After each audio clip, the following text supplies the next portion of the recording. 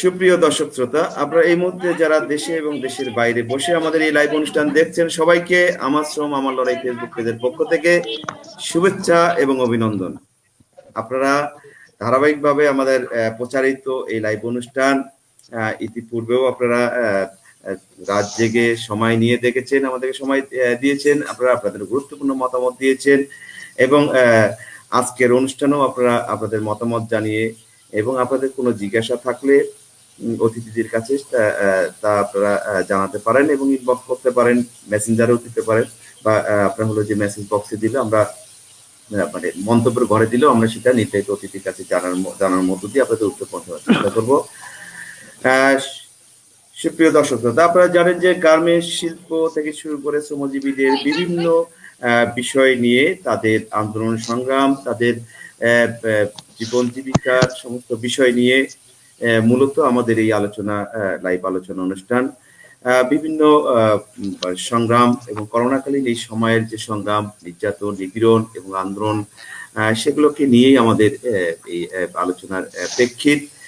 আমরা আলোচনায় যাওয়ার আগে আমরা আসলে একটু সবার সাথে পরিচিত হয়ে নিতে চাই। আমরা যেটা বলবো যে আজকে আমাদের এই অনুষ্ঠানে যারা আছে এবং আজকে আমাদের যে অতিথিরা আছে সবাই শ্রম আন্দোলনের বা শ্রমজীবীদের নিয়ে কাজ করে, দীর্ঘ সময় যাবৎ তারা শ্রমজীবীদের নিয়ে কাজ করে। এমনই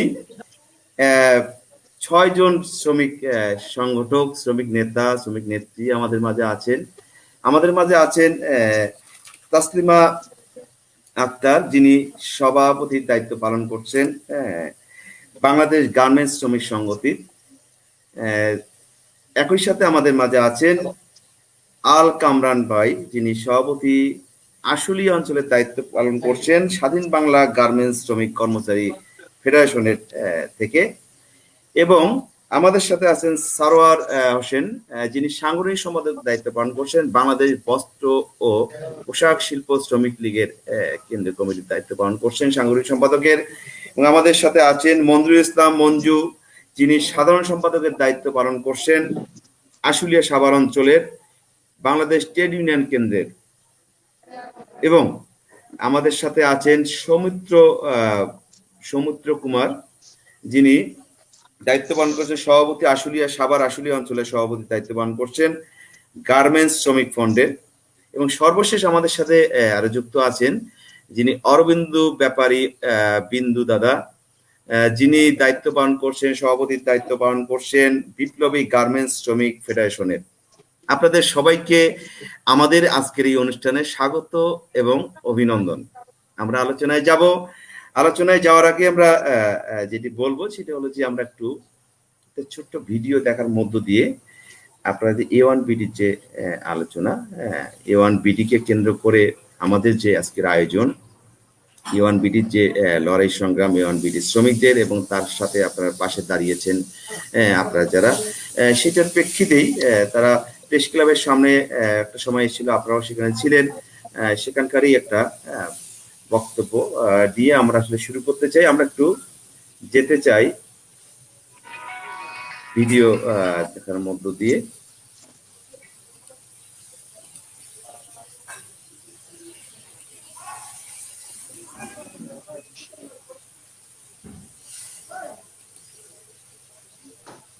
আপনাদের সবাইকে শুভেচ্ছা জানাই, অভিনন্দন জানাই। আপনারা কাজ করেছেন, পরিশ্রম করেছেন, কিন্তু এই দেশের সরকার, এই দেশের মালিকরা, এমনকি বিদেশ থেকে যারা এই দেশে এসে ব্যবসা করছে, তারা আপনাদের পাওনা বুঝে দিচ্ছে না। পাওনার জন্য আপনাদেরকে প্রেস ক্লাবে এসে দিনে রাতে এখানে অবস্থান কর্মসূচি করতে হচ্ছে।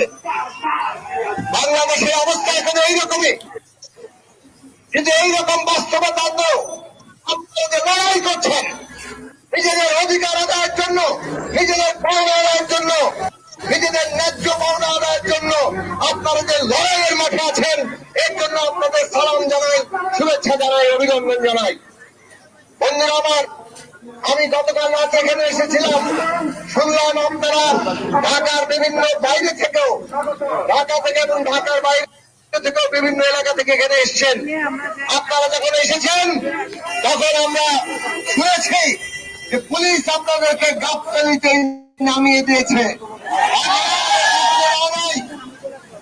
আপনাদের গোয়েন্দা মারফত খবর নিয়ে আপনারা আসছেন, এই তথ্য তারা পেয়ে বাসের নম্বর লিখে নিয়ে বাস থামিয়ে আপনাদেরকে গাবতলীতেই নামিয়ে দিয়েছে। পাওনা বেতনের জন্য এই করোনা আপনারা যখন এর আগে 16 এপ্রিল মিছিল করেছেন জল কামান দিয়ে, আপনাদেরকে সেই সময় হামলা করা হয়েছে। পুলিশ এইখানে গতকালকে আপনারা বসেছেন, আপনারা যাতে বসতে না পারেন তার জন্য ব্যবস্থা নিচ্ছে। রাতে এখানে অনেক মহিলারা আছেন, এইখানে লাইট জ্বালানো হয়েছিল প্রেস ক্লাবের কাছ থেকে, সেখান থেকে লাইন নিয়ে। এটা একটা তাৎক্ষণিক সাময়িক ব্যবস্থা, কিন্তু আমরা দেখলাম এখানে লাইনটাও অফ করে দেওয়া হয়েছে। এত কিছু করতে পারেন আর 1100 শ্রমিক 8 মাস ধরে করোনা কালে বেতন পায় না, তার ব্যবস্থা নিতে পারেন না। সরকারের আছেন, আপনাদের লজ্জা করা উচিত। আপনাদের লজ্জা হয় না? এই দেশের শ্রমিকের ট্যাক্সের পয়সায় আপনাদের সরকার চলে, আপনাদের বেতন হয়, কিন্তু এই শ্রমিক 8 মাস ধরে কাজ করে বেতন পান না। সেটার ব্যাপারে সরকার আপনারা মনোযোগ দিতে পারেন না। এই বিদেশি ইটালিয়ান মালিক তিনি মৃত্যুবরণ করেছেন, কারখানার ভবিষ্যৎ কি হবে সেটা নির্ধারণ করার দায়িত্ব পেজার। ইপিজেড করেছেন, পেজার আইন আছে, পেজার কর্তৃপক্ষ আছে। কর্তৃপক্ষ এই কারখানার ভবিষ্যৎ কি হবে সেটা ঠিক করবেন, কিন্তু শ্রমিকের ন্যায্য পাওনা, কারখানার ভবিষ্যৎ কবে ঠিক হবে সেই অনুযায়ী আটকে থাকবে, এটা কোনো আইন হতে পারে না। কাজেই আজকে পরিষ্কার করে আমরা বলতে চাই, অবিলম্বে এই শ্রমিকের পাওনা মিটিয়ে দিতে হবে। কারখানার ভবিষ্যৎ কি হবে আপনারা ঠিক করেন। যদি ওনারা বিদেশিরা কারখানা চালাতে না পারে, সরকার অধিগ্রহণ করে কারখানা চালু করার ব্যবস্থা করেন। যদি কারখানা চালু করতে না পারেন, আইন অনুযায়ী প্রত্যেক শ্রমিকের যে টার্মিনেশন বেনিফিট, তাদের যে সার্ভিস চার্জ, সমস্ত পাওনা বুঝিয়ে দিতে হবে।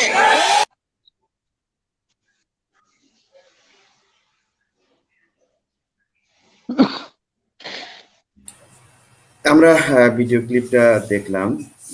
আমরা আলোচনায় যাব। আমরা জানি যে শ্রমিক আন্দোলনের ক্ষেত্রে যেটা হয় সেটা হলো যে নানান ধরনের মত থাকে, পথ থাকে, পথবিরোধ থাকে এবং বিভিন্ন ধরনের মতাদর্শ থাকে। কৌশলগত জায়গার ক্ষেত্রেও বলি, যেদিক থেকে আমরা বলি যে ভিন্নতা থাকে, কিন্তু এর পরেও যেটি ঘটে সেটি হলো যে শ্রমিকের বৃহত্তর স্বার্থে, শ্রমজীবীদের স্বার্থে একসাথে কাজ করতে হয়, ঐক্যবদ্ধভাবে কাজ করতে হয়, কাঁধে কাঁধ মিলিয়ে, হাতে হাত ধরে একই সাথে কাজ করতে হয় শ্রমিকদের বৃহত্তর স্বার্থে। এটাই শ্রম আন্দোলনের ধর্ম। কিন্তু যে জায়গাটা ঘটলো আমরা করোনা কালের যেটা দেখলাম আমরা, সেটি হলো যে বাস্তবে সেই করোনাটা ঘটলো না। আপনার শ্রমিকরা তাদের যে মানে বলা যায় যে ভীষণ রকমের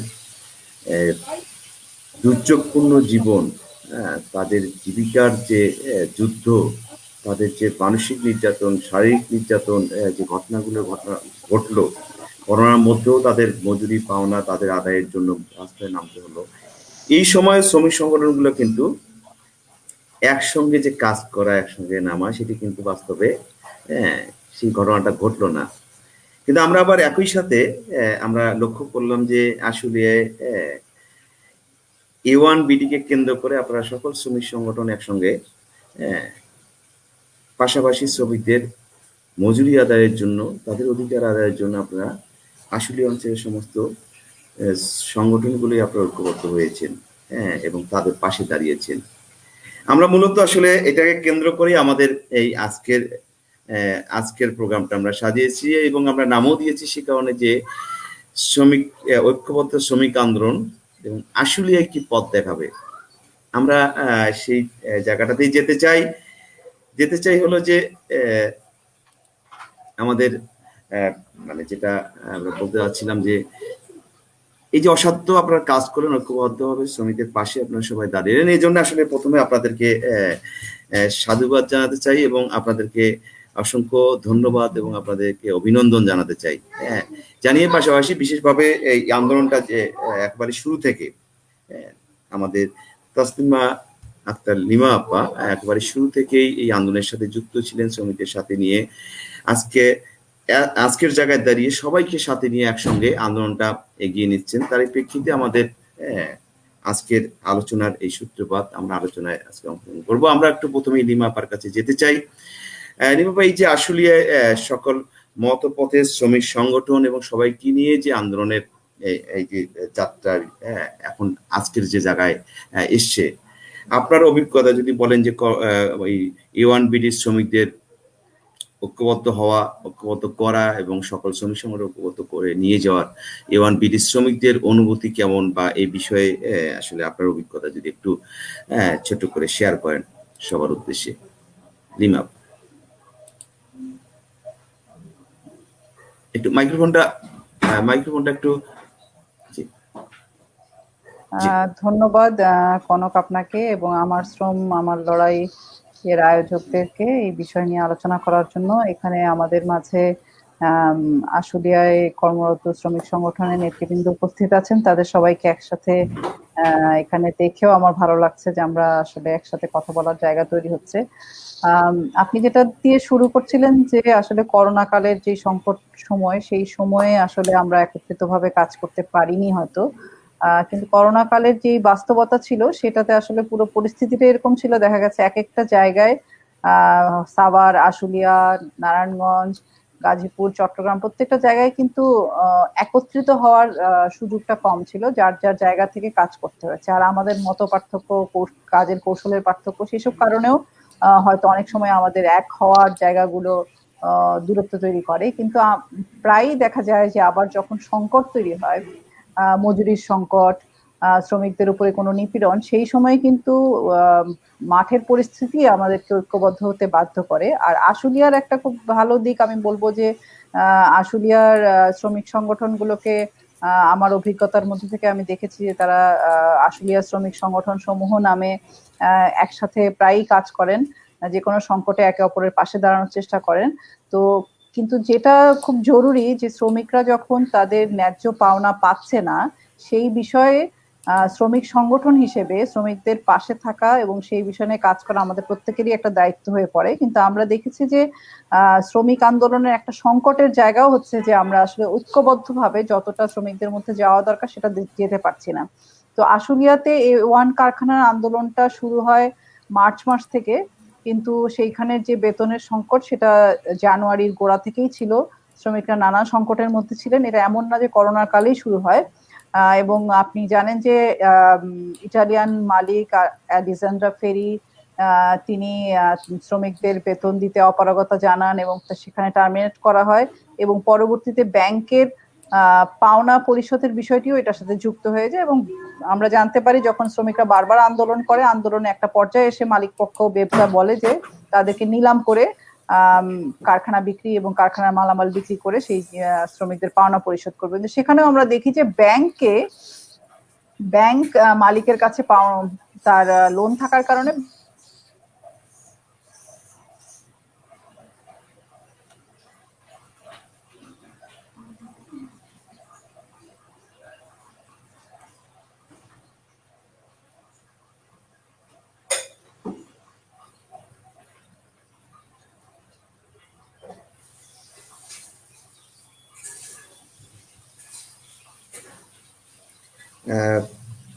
নেটের বোধহয় খুব সম্ভব লিমাপার এখানে সমস্যা হচ্ছে।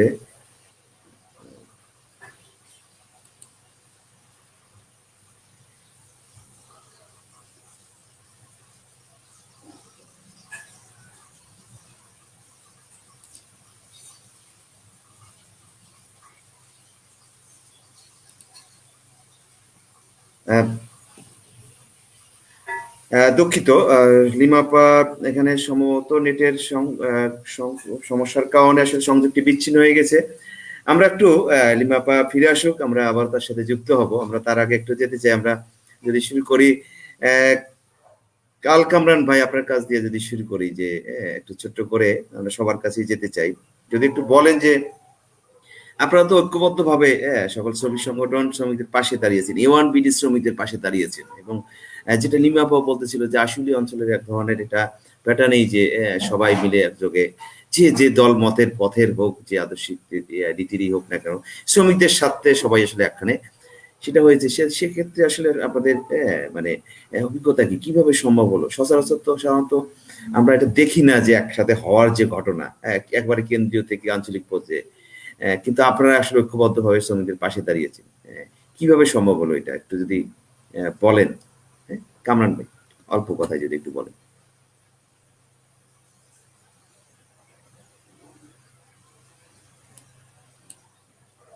জি, কামরান ভাই একটু মাইকটা আনমিউট করে নেবেন।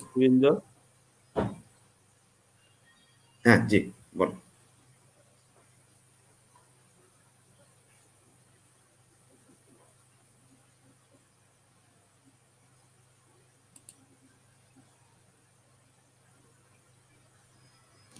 কামরান ভাই, মাইকটা আনমিউট করে নিতে হবে।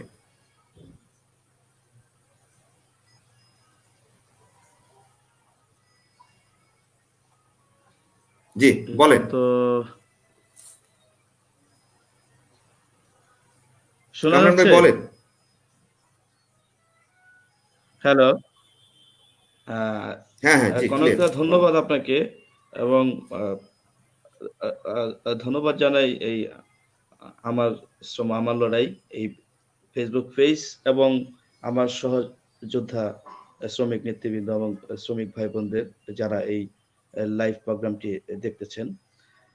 আমরা শুধু A1BD লিমিটেড নয়, এর আগেও আমরা আশুলিয়া শ্রমিক সংগঠনের নেতৃবৃন্দ ঐক্যবদ্ধভাবে শ্রমিকদের অধিকার আদায়ে আমরা এক মঞ্চে বসেছি, এক জায়গায় দাঁড়িয়েছি। তা আমরা যখন A1 শ্রমিকদের আন্দোলন লিমা আপা দীর্ঘদিন যাবৎ চালিয়ে যাচ্ছেন, তো একটা পর্যায়ে গিয়ে আমরা যখন দেখতে পারলাম, যেহেতু এই কারখানাটা ইপিজেডের ইপিজেডে এবং এটা নিয়ন্ত্রণ করে ভ্যাবজা, এবং ব্যবসা নিয়ন্ত্রণ করে হচ্ছে মাননীয় প্রধানমন্ত্রী। আমরা অত্যন্ত আমাদের কাছে এটা খুব খারাপ লাগলো যে এই কারখানার শ্রমিকরা এত বছর যাবৎ চাকরি করলো।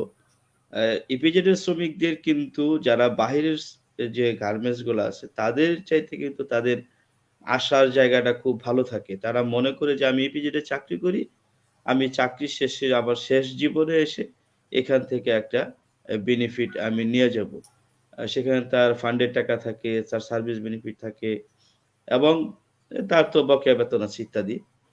কিন্তু আমরা দেখতে পারলাম যে লিমা আপা এই যুদ্ধ চালিয়ে যাচ্ছেন দীর্ঘদিন যাবৎ, কিন্তু যখন দেখতে পারলাম যে এটা আবার এই নীরবতার দিকে চলে আসছে, এবং এই এতদিন লং টাইম আন্দোলন করার পরেও যখন এটা তেমন অগ্রসর হচ্ছে না, তখন আমরা ভাবলাম যে আমরা যারা আশুলিয়া শ্রমিকদের পক্ষে কথা বলি, অবস্থান নেই, বরাবরই শ্রমিকদের পক্ষে আমরা অবস্থান নিতে সর্বদা প্রস্তুত, এমন সবাই মিলে আমরা চিন্তা করলাম যে এখানে আমরা সবাই একসাথে মুভ করি, এবং এই আন্দোলনে আমাদের পিছিয়ে পা হওয়া যাবে না। এখান থেকে আমরা অবশ্যই এই A1 শ্রমিকদের অধিকার আদায় করে তারপরে আমরা ঘরে ফিরবো। এটাই হচ্ছে আমাদের আশুলিয়ার সকল শ্রমিক সংগঠন সমূহের নেতৃবৃন্দর একটি মাত্র কথা। এবং আরেকটি কথা বলতে চাই, আরেকটি কথা বলতে চাই যে আমরা শুধু A1BD নয়, আমরা কিন্তু যে কোনো আমাদের এই শ্রমিক নেতৃবৃন্দ, কামরান ভাই আপনার কাছে আবার আসবো। আমরা শুনলাম যে আসলে জি জি হ্যাঁ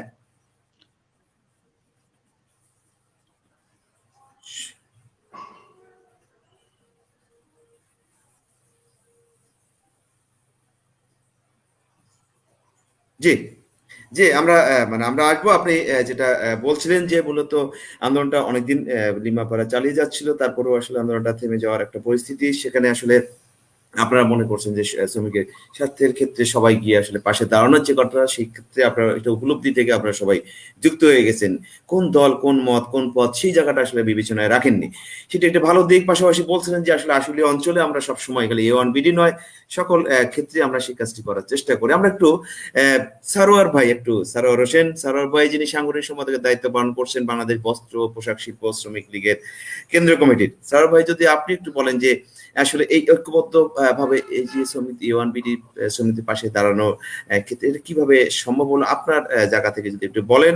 এবং আসলে ওই যে আবারও বললাম যে সাধারণত তো এটা দেখা যায় না, যেটা হওয়া উচিত। হ্যাঁ, একটু এই 2 মিনিট একটু বলেন। জি, ধন্যবাদ দাদা আপনাকে। সকল সহযোদ্ধাকে সংগ্রামী সালাম। আসলে ব্যাপারটা এমন না যে শ্রমিক সংহতি আন্দোলন, যেটা তাসলিমা পাড়া A1 নিয়ে আন্দোলন সংগ্রাম করে আসছে, ওনারা ব্যর্থ হয়েছে, আমরা আসছি, ব্যাপারটা এরকম না। আপনারা A1 নিয়ে আমরা সবাই ঐক্যবদ্ধ হয়েছি, আশ্চর্য হওয়ার কিছু না। আমি যদি পিছনে একটু ফিডব্যাক আপনাদেরকে দিই, আপনারা অবগত আছেন 2016 সালে আশুলিয়া অঞ্চলের অনেক নেতৃবৃন্দ মজুরির আন্দোলন করতে গিয়ে মজুরি শ্রমিকদের দাবির সাথে সংগতির সাথে কারাবরণ করতে হয়েছে। এখানে 2জন কারাবরণকারী নেতাও আছেন, আল কামরান সৌমিত্র। একটা জিনিস আপনাদেরকে বলে রাখি, অনেক নেতা গ্রেপ্তার হলেও প্রশাসন নানান ভাবে কৌশল অবলম্বন করলেও আমরা কিন্তু কোনো নেতার উপর দায়ভার চাপাই নাই যে অমুক করছে, সেটা করছে, এটা করছে। ওরা আবার শুধু A1 না, আমরা পিছনে থেকে আমাদের আল কামরান যথার্থে বলেছি, শুধু এটা না, আমরা কোনো শ্রমিক নেতার উপর যদি হামলা হয়, সে কারখানা মালিক হোক, প্রশাসন হোক, আমরা কে কোন দল, আমরা মনে করি আমাদের সবার লক্ষ্য একটা, সেটা হচ্ছে আমরা ট্রেড ইউনিয়ন কর্মী, আমরা শ্রমিকদের দাবি আদায়ের একজন কর্মী। তার কি প্ল্যাটফর্ম, আমরা কে বাম কে ডান, সেটা আমাদের মুখ্য বিষয় নয়। সেক্ষেত্রে আমরা অনেক সময় আমাদের কেন্দ্রীয় নেতাদের সাথে কথা বলি, ওনারা আমাদেরকে সাপোর্ট করলেও যা, না করলে আমরা আমাদের মূল্যবোধের জায়গাটার মধ্যে এক থাকি। শুধু A1 না, আমরা প্রত্যেকটা আশুলিয়াতে গত কয়েক বছর থেকে যে সমস্ত প্রত্যেকটা, আপনি জানেন, প্রত্যেকটা কারখানার আন্দোলনগুলো একরকম হয় না, কিছুটা আন্দোলনের ক্যাটাগরি আছে, যেখানে দেখি আমাদের অনেকে মুভ করতে হবে, যারা যারা মুভ করতে হবে প্রয়োজন, আমরা সবাই মুভ করি। দলমত আমাদের মতবিরোধ থাকতে পারে, সেটা হচ্ছে যার যার এর ভিতরে, কিন্তু যখন আমরা এক প্ল্যাটফর্মে যাই তখন আমরা সবাই A1 এর ব্যাপারটা যেটা হচ্ছে, সেটা হচ্ছে দীর্ঘ 11 মাস থেকে একটা ধারাবাহিক আন্দোলন কর্মসূচি করে আসছে তাসলিমা পাড়া, যথা নিয়মে সুশৃঙ্খল ভাবে, যেখানে যেখানে যে নিয়মতান্ত্রিক ভাবে যাদেরকে অবগত করা, শ্রম মন্ত্রণালয়, প্রধানমন্ত্রী কার্যালয় এবং ইতালিয়ান এম্বাসি, সমস্ত জায়গায় সেই ধারাবাহিক কাজে আমরা মনে করেছি যে এটা হচ্ছে একটু ব্যতিক্রমী আন্দোলনটা এবার আমাদের, যেহেতু ব্যবসার আইন আলাদা, এখানে কারখানা একটু বাইরের থেকে ব্যবসার নিয়ম কারণ আলাদা। আমরা মনে করেছি যে হয়তো আমরা যদি পাশে দাঁড়াই, এটা আমাদের একটা নৈতিক দায়িত্ব শ্রমিকদের পাশে দাঁড়ানো। আর তাসলিমা আপাকে আমরা সেলিউট জানাই। শ্রমিকরা যখন, আমি যতটুকু জানি, শ্রমিকরা যখন ওনাকে বলেছে যে আমরা অন্যান্য নেতাদের সাথে কি করতে পারি, বলেছে কোনো সমস্যা নেই, যে সব নেতারা যদি এখানে আসে কোনো সমস্যা নেই, সবাই যদি আসে আমাদের আন্দোলনটা আরো ঐক্যবদ্ধ হবে। আসলে এটা এখানে একটা মানসিকতার ব্যাপার। এখানে একটা কথা আসতে পারে যে আশুলিয়াতে আমরা এক হতে পারি, অন্য জায়গায় কেন? আমরা আমাদের অভিজ্ঞতার আলোকে বলি, সেটা হচ্ছে আমরা অনেক ক্ষেত্রে দেখি ক্রেডিটটা আমরা নিজে নিজে নিয়ে যেতে চাই, যে না অনেকে আসলে মনে হয় আমার ক্রেডিটটা চলে যাবে। কিন্তু আমরা আশুলিয়াতে মনে করি যে সমস্ত ক্রেডিট, যদি কোনো ক্রেডিট অর্জন, এটা আমাদের সবাই, এটা সফলতা আমাদের সবার, কোনো ব্যর্থতা হলে ব্যর্থতাটা আমাদের সকলে। তো এটা শুধু A1 না, বিগত কয়েক বছর থেকে আমরা প্রত্যেকটা আন্দোলনে, প্রত্যেকটা সংগ্রামে, আপদে বিপদে আমরা সবাই ঐক্যবদ্ধ। জি, এর চলে আসে। জি সারোয়ার ভাই, থ্যাংক ইউ। আপনার কাছে আবারও আসবো আমরা একটু মঞ্জু ভাইয়ের কাছে। মঞ্জুর ইসলাম মঞ্জু ভাই, যিনি বাংলাদেশ ট্রেড ইউনিয়ন কেন্দ্র আশুলিয়া সাভার অঞ্চলের সাধারণ সম্পাদকের দায়িত্ব পালন করছেন। মঞ্জু ভাই, আপনার কাছে একটু আসবো। আপনি তো সরাসরি গার্মেন্টস সংগঠনের সাথে যুক্ত না, বাট টিউসির বাংলাদেশ ট্রেড ইউনিয়ন কেন্দ্রে যেহেতু তারও গার্মেন্টস ট্রেড ইউনিয়ন কেন্দ্র আছে, ফলে আপনি সেই দায়িত্ববোধের জায়গা থেকে আপনি ওখানে সাথে যুক্ত আছেন এই আন্দোলনের সাথে ঐক্যবদ্ধ হবে। আপনি যদি বলেন যে A1BD এই আন্দোলনের সাথে ঐক্যবদ্ধ হবে, যুক্ত হওয়ার কথা যদি আপনি একটু শেয়ার করেন, যদি কিভাবে। মঞ্জু ভাই একটু মাইকটা আনমিউট করে নেবে, আমি দেখি এখান থেকে। জি, আনমিউট হয়েছে, বলেন আবারও। ধন্যবাদ দাদা আপনাকে। এখানে জি, এখানে আমার সিনিয়র নেতৃবৃন্দ সবাই আমার বয়সে সিনিয়র, সবাইকে সংগ্রামী অভিনন্দন, শুভেচ্ছা। আসলে আমি প্রকৃতি এওয়ানের একজন শ্রমিক ছিলাম। আমি এওয়ানের দীর্ঘ 6-7 বছর ওখানে সোয়েটারে চাকরি করেছি। আসলে আমি এই লিমাপাড়া যখন মার্চ মাস থেকে আন্দোলনটা করতেছিল, ওই জায়গায় আমার পুরাতন অনেক ভাই বন্ধু ছিল, তাদের সাথে আমার একটা যোগাযোগ ছিল। এবং আমি বলেছি যে আপনারা যে সংগঠন বা লিমাপাড়া যা আছে তারাও একটা প্রগতিশীল সংগঠন এবং সঠিক জায়গায় আছেন, আপনারা আন্দোলন চালিয়ে যান। গত এই মাসের শেষ দিয়ে যখন 6 দিন আশুলিয়াতে প্রেস ক্লাবে যে অবস্থান চললো, আমি আমার ব্যক্তি চিন্তা থেকে আমার বিবেকে একটা তাড়না আসলো যে আসলে এই যে শ্রমিক গুলা দীর্ঘ 11 মাস বেতন পাচ্ছে না, তাদের পাশে আসলে মনে হয় দাঁড়ানো উচিত। ওই তাড়না থেকে, এবং যেহেতু শ্রমিক সংগঠন করি, তার একটা তাড়না থেকে আমি শ্রমিকদের পাশে গিয়ে দাঁড়িয়েছি। এবং সে আন্দোলন করতে গিয়া শ্রমিকদের কাছে মিশে অনেক কথাই জানতে পেরেছি। শ্রমিকরা অনেক হতাশাগ্রস্ত না, কিন্তু তারা সবসময় চিন্তা করে যে ভাই আসলে আদৌ আমরা টাকাটা পাবো কি পাবো না, এরকম অনেক কিছু চিন্তা ভাবনা করে। কিন্তু আমরা তাদেরকে একটা আশ্বস্ত করেছি যে যেহেতু সমস্ত শ্রমিক সংগঠন আমরা আসলে একত্রিত হয়েছি, আমরা মনে করি যে আপনারা ঐক্যবদ্ধ আছেন, কারণ তারা অনেক ধৈর্যশীল।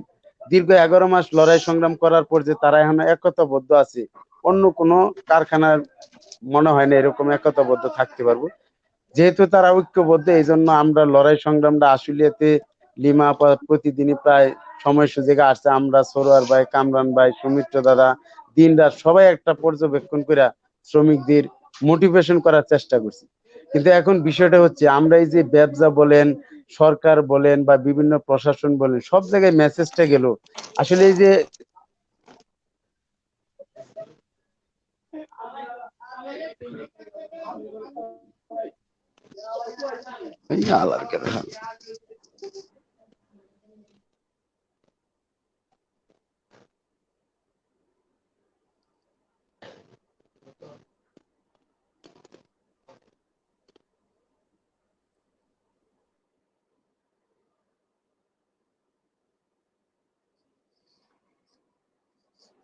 কনক, আপনাকে শোনা যাচ্ছে না। দুঃখিত, আমি আসলে সরি।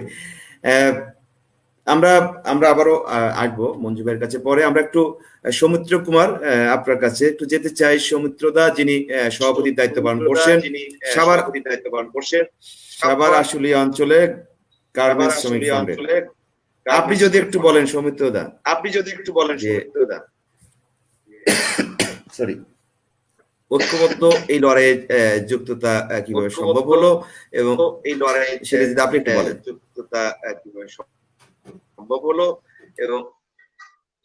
একটু বলেন। জি, ধন্যবাদ ভাই আপনাকে। এবং সাথে এখানে যে নেতৃবৃন্দ আসলে আর দীর্ঘদিনের পরীক্ষিত নেতৃবৃন্দ উপস্থিত আছেন, সবাইকে জানাচ্ছি। তো আসলে নেতৃবৃন্দ বলেছেন যে আসলে আশুলিয়াতে কাজ করতে গেলে রাজনৈতিক আন্দোলন, সেখানে আসলে আমাদের নেতাদের এখানে অনেকে দীর্ঘদিন ধরে এই আন্দোলনের সাথে আছেন। তো বাস্তব অভিজ্ঞতা থেকেই কিন্তু আসলে নেতৃবৃন্দ এখানে মানে ঐক্যবদ্ধ, বিভিন্ন শুধু এ1 বিডি নয়, এখানে আসলে আর বিভিন্ন কারখানায় যখনই কোনো সমস্যা শ্রমিকরা সমস্যা করে, তখন সেখানে কিন্তু ঐক্যবদ্ধ হতে হয়। কারণ মানে আমাদের বাস্তব অভিজ্ঞতা থেকে দেখা হলো যে আমাদের এই আশুলিয়া অঞ্চলে বিশেষ করে, যেহেতু গার্মেন্টস শ্রমিকদের আন্দোলনের একটা প্রধান সূতিকাগার বাংলাদেশে, তো সেই ক্ষেত্রে কিন্তু আসলে এখানে যে শ্রমিক নেতৃবৃন্দ কাজ করে তারা প্রত্যেকেই কিন্তু একটা মানে বড় রকমের প্রশাসনিক, রাজনৈতিক এবং একটা আইনগতভাবে যেভাবে বলেন না কেন, একটা চাপের মধ্যে থাকতে হয়। তো সেই চাপে থাকার কারণেই কিন্তু আসলে নেতাদের বাস্তব অভিজ্ঞতা থেকে নেতারা এখানে বুঝেন যে আসলে এখানে ঐক্যবদ্ধ আন্দোলন ছাড়া আসলে কোনো বিকল্প নাই। সেক্ষেত্রে দেখবেন যে আপনারা বিভিন্ন কারখানার আন্দোলনে যদিও রাজনৈতিক মত পার্থক্য থাকা সত্ত্বেও কিন্তু এখানে বিভিন্ন সংগঠনের নেতৃবৃন্দ ঐক্যবদ্ধ হয়। এবং এ1 বিডিতে যদিও এটা তাসলিমা আপাদের নেতৃত্বেই আন্দোলনটা এতদিন ধরে পরিচালিত হয়ে আসছে বা এখনো হচ্ছে, তো সেখানে কিন্তু আমরা বিভিন্ন সংগঠন তাদের সহযোগী হয়ে সেখানে গিয়ে দাঁড়িয়েছি। তো আমাদের এটা যেটা আমাদের অভিজ্ঞতা, সেটা হলো যে আসলে ঐক্যবদ্ধভাবে যদি শ্রমিক সংগঠনগুলো লড়াই চালায়, সেক্ষেত্রে কিন্তু আসলে সফলতার সম্ভাবনাটা বেশি হয়। সে কারণ মালিক পক্ষ সেটা ব্যবসা বলেন আর ওই বাইরে বলেন, ব্যবসায় তো আরো বেশি, কারণ ব্যবসায় যেখানে একটা চরম অগণতান্ত্রিক আইন এবং প্রশাসন সেখানে চলছে আপনারা জানেন, সেখানে ব্যবসায় কিন্তু কোনো ট্রেড ইউনিয়ন অধিকার নেই, ইউনিয়ন করার অধিকার নেই। এমনকি দেখেন এই ইতালিয়ান মালিক, সে এত বছর ধরে ব্যবসা বাণিজ্য করে, সে তার লাভ মুনাফা সবকিছু করে সে এখন দেশ ছেড়ে চলে যাচ্ছে, অথচ তাকে ধরা যাচ্ছে না। মানে বাস্তব অবস্থাটা হচ্ছে তাই। এখানে আজকে শ্রমিকদেরকে হাইকোর্ট দেখানো হচ্ছে। হ্যাঁ, বিভিন্ন ভাবে ব্যবসা এবং এই যে এই মালিক আবার ব্যাংক এখানে এর সাথে যুক্ত হয়ে এখানে কিন্তু শ্রমিকদের যে ন্যূনতম যে চাহিদা সেটা না মিটিয়ে কিন্তু তারা এখান থেকে কারখানা গুটিয়ে নিয়ে এই মালিক চলে যাচ্ছে, এবং ব্যবসা বলছে যে এই মালিকরা তারা টার্মিনেট করছে। তাহলে এখানে কত বড় একটা অগণতান্ত্রিক অবস্থা এই আমাদের দেশে বিশেষ করে এই পিজেড গুলোতে বিরাজ করছে, এটা কিন্তু একটা প্রকৃত উদাহরণ হচ্ছে এই A1BD। তো সেই ক্ষেত্রে কিন্তু আমাদের নেতাদের বাস্তব পরিস্থিতির কারণেই কিন্তু এখানে আসলে ঐক্যবদ্ধ হইতে হয়েছে, এবং যদিও আমাদের আসলে নেতৃবৃন্দের মধ্যে আবার পারস্পরিক একটা আন্তরিকতা এবং হৃদ্যতাবোধ দীর্ঘদিন ধরেই সেটা তৈরি হয়েছে, যে কারণে যে কোনো নেতৃবৃন্দ যদি তারা ব্যক্তিগতভাবেও আক্রান্ত হন বা কোনো কারখানায় কোনো আন্দোলনে তাদের সহযোগিতা প্রয়োজন মনে করেন, সেক্ষেত্রে কিন্তু ডাকার সাথে সাথেই কিন্তু অন্যান্য নেতারা সবাই সেখানে ছুটে যায়। তো সেটা আসলে আমি মনে করি যে আসলে জি, আর এই নেতৃবৃন্দের এই অবস্থান এটা সারা দেশের জন্য একটা পাথেয় হবে। হ্যাঁ, ধন্যবাদ। জি, ধন্যবাদ। ধন্যবাদ সৌমিত্র, আপনার কাছে আবারও আসবো আমরা। দুঃখিত, আমার সাউন্ড ইকো হচ্ছে কি কারণে। আবারও আসবো, যেটা আমরা বলছিলাম যে আমাদের একজন এখানে আশিকুল আলম চৌধুরী ভাইয়ের একটা মন্তব্য আছে, যেটা উনি আমাদের আমরা জানি যে উনি একটা জাতীয় ফেডারেশনের সাধারণ সম্পাদকের দায়িত্ব পালন করছেন। উনি লিখছেন, চৌধুরী আশিকুল আলম ভাই, যে শ্রমিক শ্রেণীর লড়াই এক অবিভাজ্য, এই বোধ যতটাই শক্ত করে ধরা যাবে ততই শ্রমিকদের অর্জন ও মর্যাদা দুই বাড়বে। ঐক্যবদ্ধ আন্দোলনকারীদের প্রতি অকুণ্ঠ সমর্থন জানাই। আপনাদের যে উপলব্ধি থেকে আপনাদের এই ঐক্যবদ্ধতা, সেটাকে উনি স্বাগত জানিয়েছেন এবং আপনাদের এই ঐক্যবদ্ধ আন্দোলনের প্রতি অকুণ্ঠ সমর্থন জানিয়েছেন। সেটা অবশ্যই একটা ভালো দিক। তো আমরা বলছেন সৌমিত্র, যে জায়গা থেকে বলছেন যে অনেক মানে কি বলে যে মানসিক নির্যাতন বা প্রশাসনিক বিবিধ ধরনের চাপের মধ্য দিয়েও আসলে সাভার আশুলিয়া অঞ্চলের সকল নেতৃবৃন্দ, সকল সংগঠন আছে, সকল নেতৃবৃন্দের ভিতর এক ধরনের পারস্পরিক মানে বোঝাপড়ার এক ধরনের জায়গা তৈরি হয়েছে দীর্ঘদিনে, যেটা শ্রমিকদের স্বার্থে সবাই একসঙ্গে দাঁড়িয়ে যাওয়ার এক ধরনের। তো সেই ধারাবাহিকতার প্রকৃতি আসলে ঐক্যবদ্ধ A1BDর ক্ষেত্রেও সেই ঘটনাটি ঘটছে। সবার আলোচনা থেকে এরকম একটা বিষয় উঠে এসছে। আমরা একটু তাসলিমা আপা আপনার কাছে আবার একটু যেতে চাই, যে জায়গাটা নিয়ে, সেটা হলো যে এই যে ঐক্যবদ্ধ আন্দোলন A1BD শ্রমিকদের দাবি আদায়ের জন্য ঐক্যবদ্ধ আন্দোলন, সেটার ক্ষেত্রে আপনাদের এই আন্দোলনের প্রেক্ষিতে দাবি আদায় করার ক্ষেত্রে কতটুকু আসলে আশাবাদী আপনারা, কতটুকু আশাবাদী বা কতটুকু আশাবাদ মনে করছেন? হ্যাঁ, তার আগে আপনি প্রথমে যে আলাপটা করছিলেন সেটার মাঝখানে আমি আসলে লাইন ডিসকানেক্ট হয়ে গেল। আমি একটু বলি, যেমন A1 এর আন্দোলনটা তো আসলে বাংলাদেশের পোশাক কারখানার সকল শ্রমিকদের কোনো একক বিষয় না। যেমন আমরা মজুরির আন্দোলন করি বা করোনাকালে শ্রমিকদেরকে ছাঁটাই করা হচ্ছে, সেটা সারা বাংলাদেশে পোশাক শ্রমিকদের হচ্ছে, সেরকম না, এটা একটা কারখানা ভিত্তিক আন্দোলন। এবং সাধারণত কারখানা ভিত্তিক আন্দোলনে আমরা দেখি যে কোনো একটা কারখানায় হয়তো শ্রমিক ফ্রন্টের কাজ আছে বা টিউসির কাজ আছে বা সরোয়ার ভাইদের কাজ আছে, কেউ কাছাকাছি থাকলে তারা হয়তো সেই কারখানায় কাজ করলেন। কিন্তু কারখানা ভিত্তিক আন্দোলনের ক্ষেত্রে অনেক সময় পাওনা আদায় করে দেওয়া, সেটা একটা কারখানার মধ্যেই দর কষাকষি মালিকের সাথে হয়ে অনেক সময় এক রাতের মধ্যেই সেই সমস্যাটা সমাধান হয়ে যায়। আবার কিছু কিছু ক্ষেত্রে কোনো কোনো জায়গায় যে কারখানার আন্দোলন কারখানা ভিত্তিক হওয়া সত্ত্বেও তাদের দাবি আদায় করার জন্য আরো লম্বা সময় ধরে মাঠের আন্দোলন করতে হয়। আবার কিছু কিছু আন্দোলন মাঠের আন্দোলনের পাশাপাশি আইনি লড়াইটাও করতে হয়। ফলে এইখানে কারখানা ভিত্তিক আন্দোলনের ক্ষেত্রে আমি মনে করি যে আশুলিয়ায় বিশেষভাবে মানে আশুলিয়ার যেই শ্রমিকরা এখানে অংশগ্রহণ করেছেন তারা তো অবশ্যই এই আন্দোলনের মূল শক্তি, এবং একটা অঞ্চলে কাজ করতে গেলে সেই অঞ্চলের যারা স্থানীয় নেতৃত্ব আছেন তারাও যখন এই আন্দোলনের সাথে যুক্ত হবেন, এখানে স্থানীয় নেতৃত্ব হলেও এখানে অনেকেই আসলে কেন্দ্রীয় নেতৃত্ব, ওনারা ওই অঞ্চলে থাকেন, কিন্তু ওই একটা অঞ্চলকে অঞ্চলের একটা কারখানাকে ধরে এই আন্দোলনটা হয়েছে। সেইখানেও যদি আমরা একটা দৃষ্টান্ত স্থাপন করতে পারি, হয়তো ভবিষ্যতে সেইটা আমাদের সমগ্র পোশাক শ্রমিকদের যে আন্দোলন, মজুরির আন্দোলনই বলি, শ্রমিকদের উপর নির্যাতনই বলি, বা শ্রমিকদের ন্যায্য পাওনা আদায়ের যে আন্দোলন বা শ্রম আইন পরিবর্তনের আন্দোলন, এই প্রসঙ্গগুলোতে যদি আমরা একত্রিতভাবে কাজ করতে পারি, আজকের এওয়ানের একত্রিত হওয়াটা হয়তো আমাদেরকে পথ দেখাবে।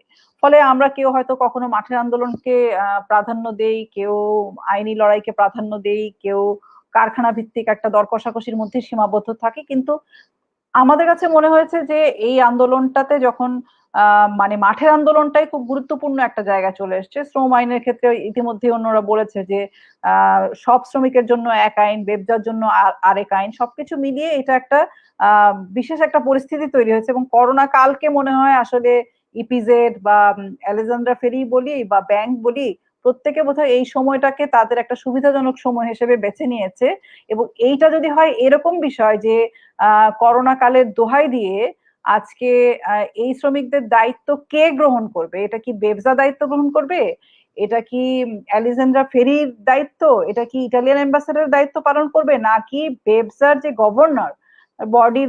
গভর্নিং বডির যে প্রধান, আমাদের মাননীয় প্রধানমন্ত্রী, উনি দায়িত্ব গ্রহণ করবেন? কে যে দায়িত্ব গ্রহণ করবেন, কেউই আসলে দায়িত্বের বেলায় দেখা যাচ্ছে যে এক কাজ থেকে আরেক কাজ। শ্রমমন্ত্রী বলছে বেবজার বিষয়ে তো উনি ঠিক জানেন না, আবার উনি বলছেন উনি 25 দিনের মধ্যে একটা সমাধান দিবেন।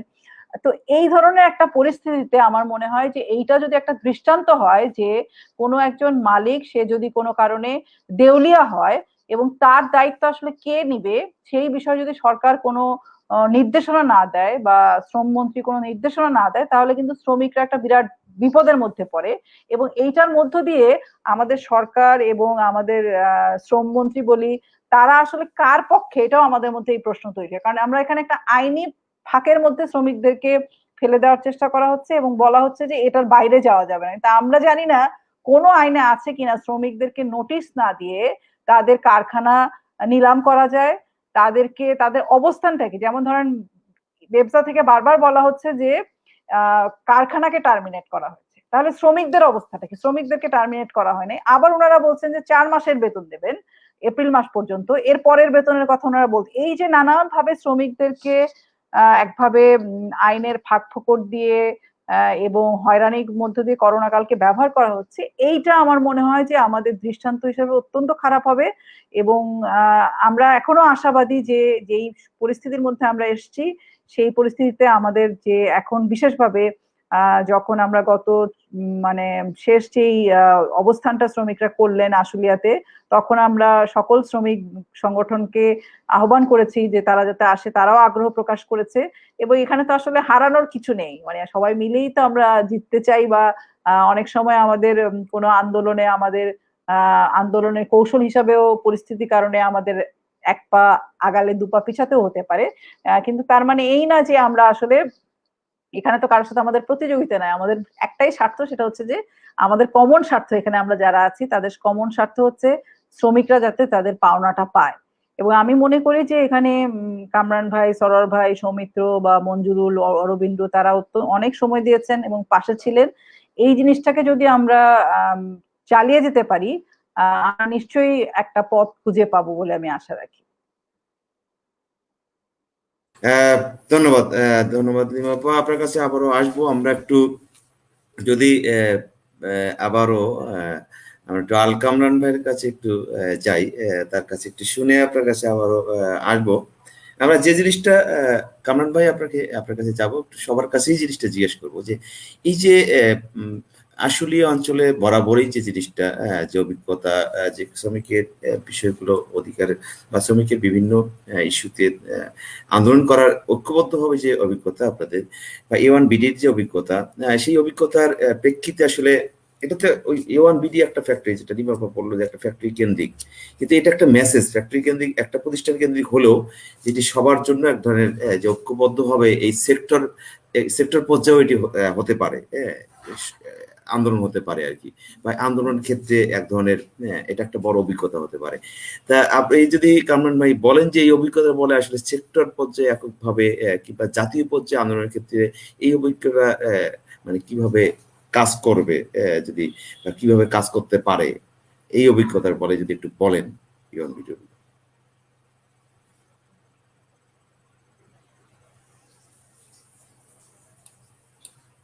আপনারা একটু আনমিউট করে, ওকে, হ্যাঁ বলেন। আমাদের এই আন্দোলনে সংযুক্ত হওয়ার আমাদের দুটো উদ্দেশ্য আছে। একটা উদ্দেশ্য হচ্ছে যে A1BD শ্রমিকদের অধিকার আদায়ে আমরা তাদের অধিকারটা আদায় করার মতো অবস্থান তৈরি করা। আরেকটা হচ্ছে যে ইপিজেডে অনেক কারখানার শ্রমিকদের চাকরির বয়স এখন অনেক বেশি, ওদের এই শ্রমিকদের আইনগত দেনা পাওনা অনেক কিছু জমা হয়ে গেছে। এই কারখানার শ্রমিকদেরকে যদি ঠকানো যায় তাহলে কিন্তু অন্যান্য কারখানার মালিকরাও কিন্তু এই শ্রমিকদের ঠকানোর একটা চিন্তা ভাবনা করবে এবং তারাও একটা সময় পালিয়ে যাওয়ার চেষ্টা করবে। সেখানে দেখা গেল যে আমরা ব্যবসার অধীনে ইপিজেডের কারখানা নিয়ে আমরা এখন পর্যন্ত সকল সংগঠন সমূহ একসাথে আন্দোলন করি নাই। আন্দোলনের দুটো উদ্দেশ্য আছে, একটা হলো যে A1BDর আন্দোলনের সফল হওয়া, আরেকটা হচ্ছে যে সামনে যে কারখানাগুলো আছে ভবিষ্যতে যে ইপিজেডের শ্রমিকদের সাথে আমরা এরপরে আমরা সকল সংগঠন যাতে একসাথে, মানে এই লিমা আপা আমাদের একা লড়াই করছে প্রায় 10 মাস, এরপরে কিন্তু আমরা এই সুযোগটি আর দিব না। আমরা প্রথম থেকেই আমরা আন্দোলনে যুক্ত হয়ে যাব এবং দ্রুত এটা আমরা সমাধানের একটা পথ তৈরি করতে পারবো। কারণ আমরা এখানে একটা জিনিস, এইটাই হচ্ছে আমাদের বার্তা। আমরা কিন্তু শুধু এই A1-এর যে একটা বার্তা এটা না, অদূর ভবিষ্যতে ইপিজেড এর যে ব্যবসা যে নিয়ন্ত্রণ করে এবং সেটা পরিচালনা করে মাননীয় প্রধানমন্ত্রী এবং তার অধীনস্থ ব্যবসা কেন এত নরবড় থাকবে, সেটাকে যাতে সুন্দরভাবে চালানো যায়, পরিচালনা করা যায় এবং সামনে এই আরো যে শ্রমিকটা আছে সেই আন্দোলন যাতে আমরা শুরু থেকেই অ্যাক্টিভিটিস দেখাতে পারি, সেই জন্য কিন্তু আমরা সেখানে আমরা ঐক্যবদ্ধ হয়েছি।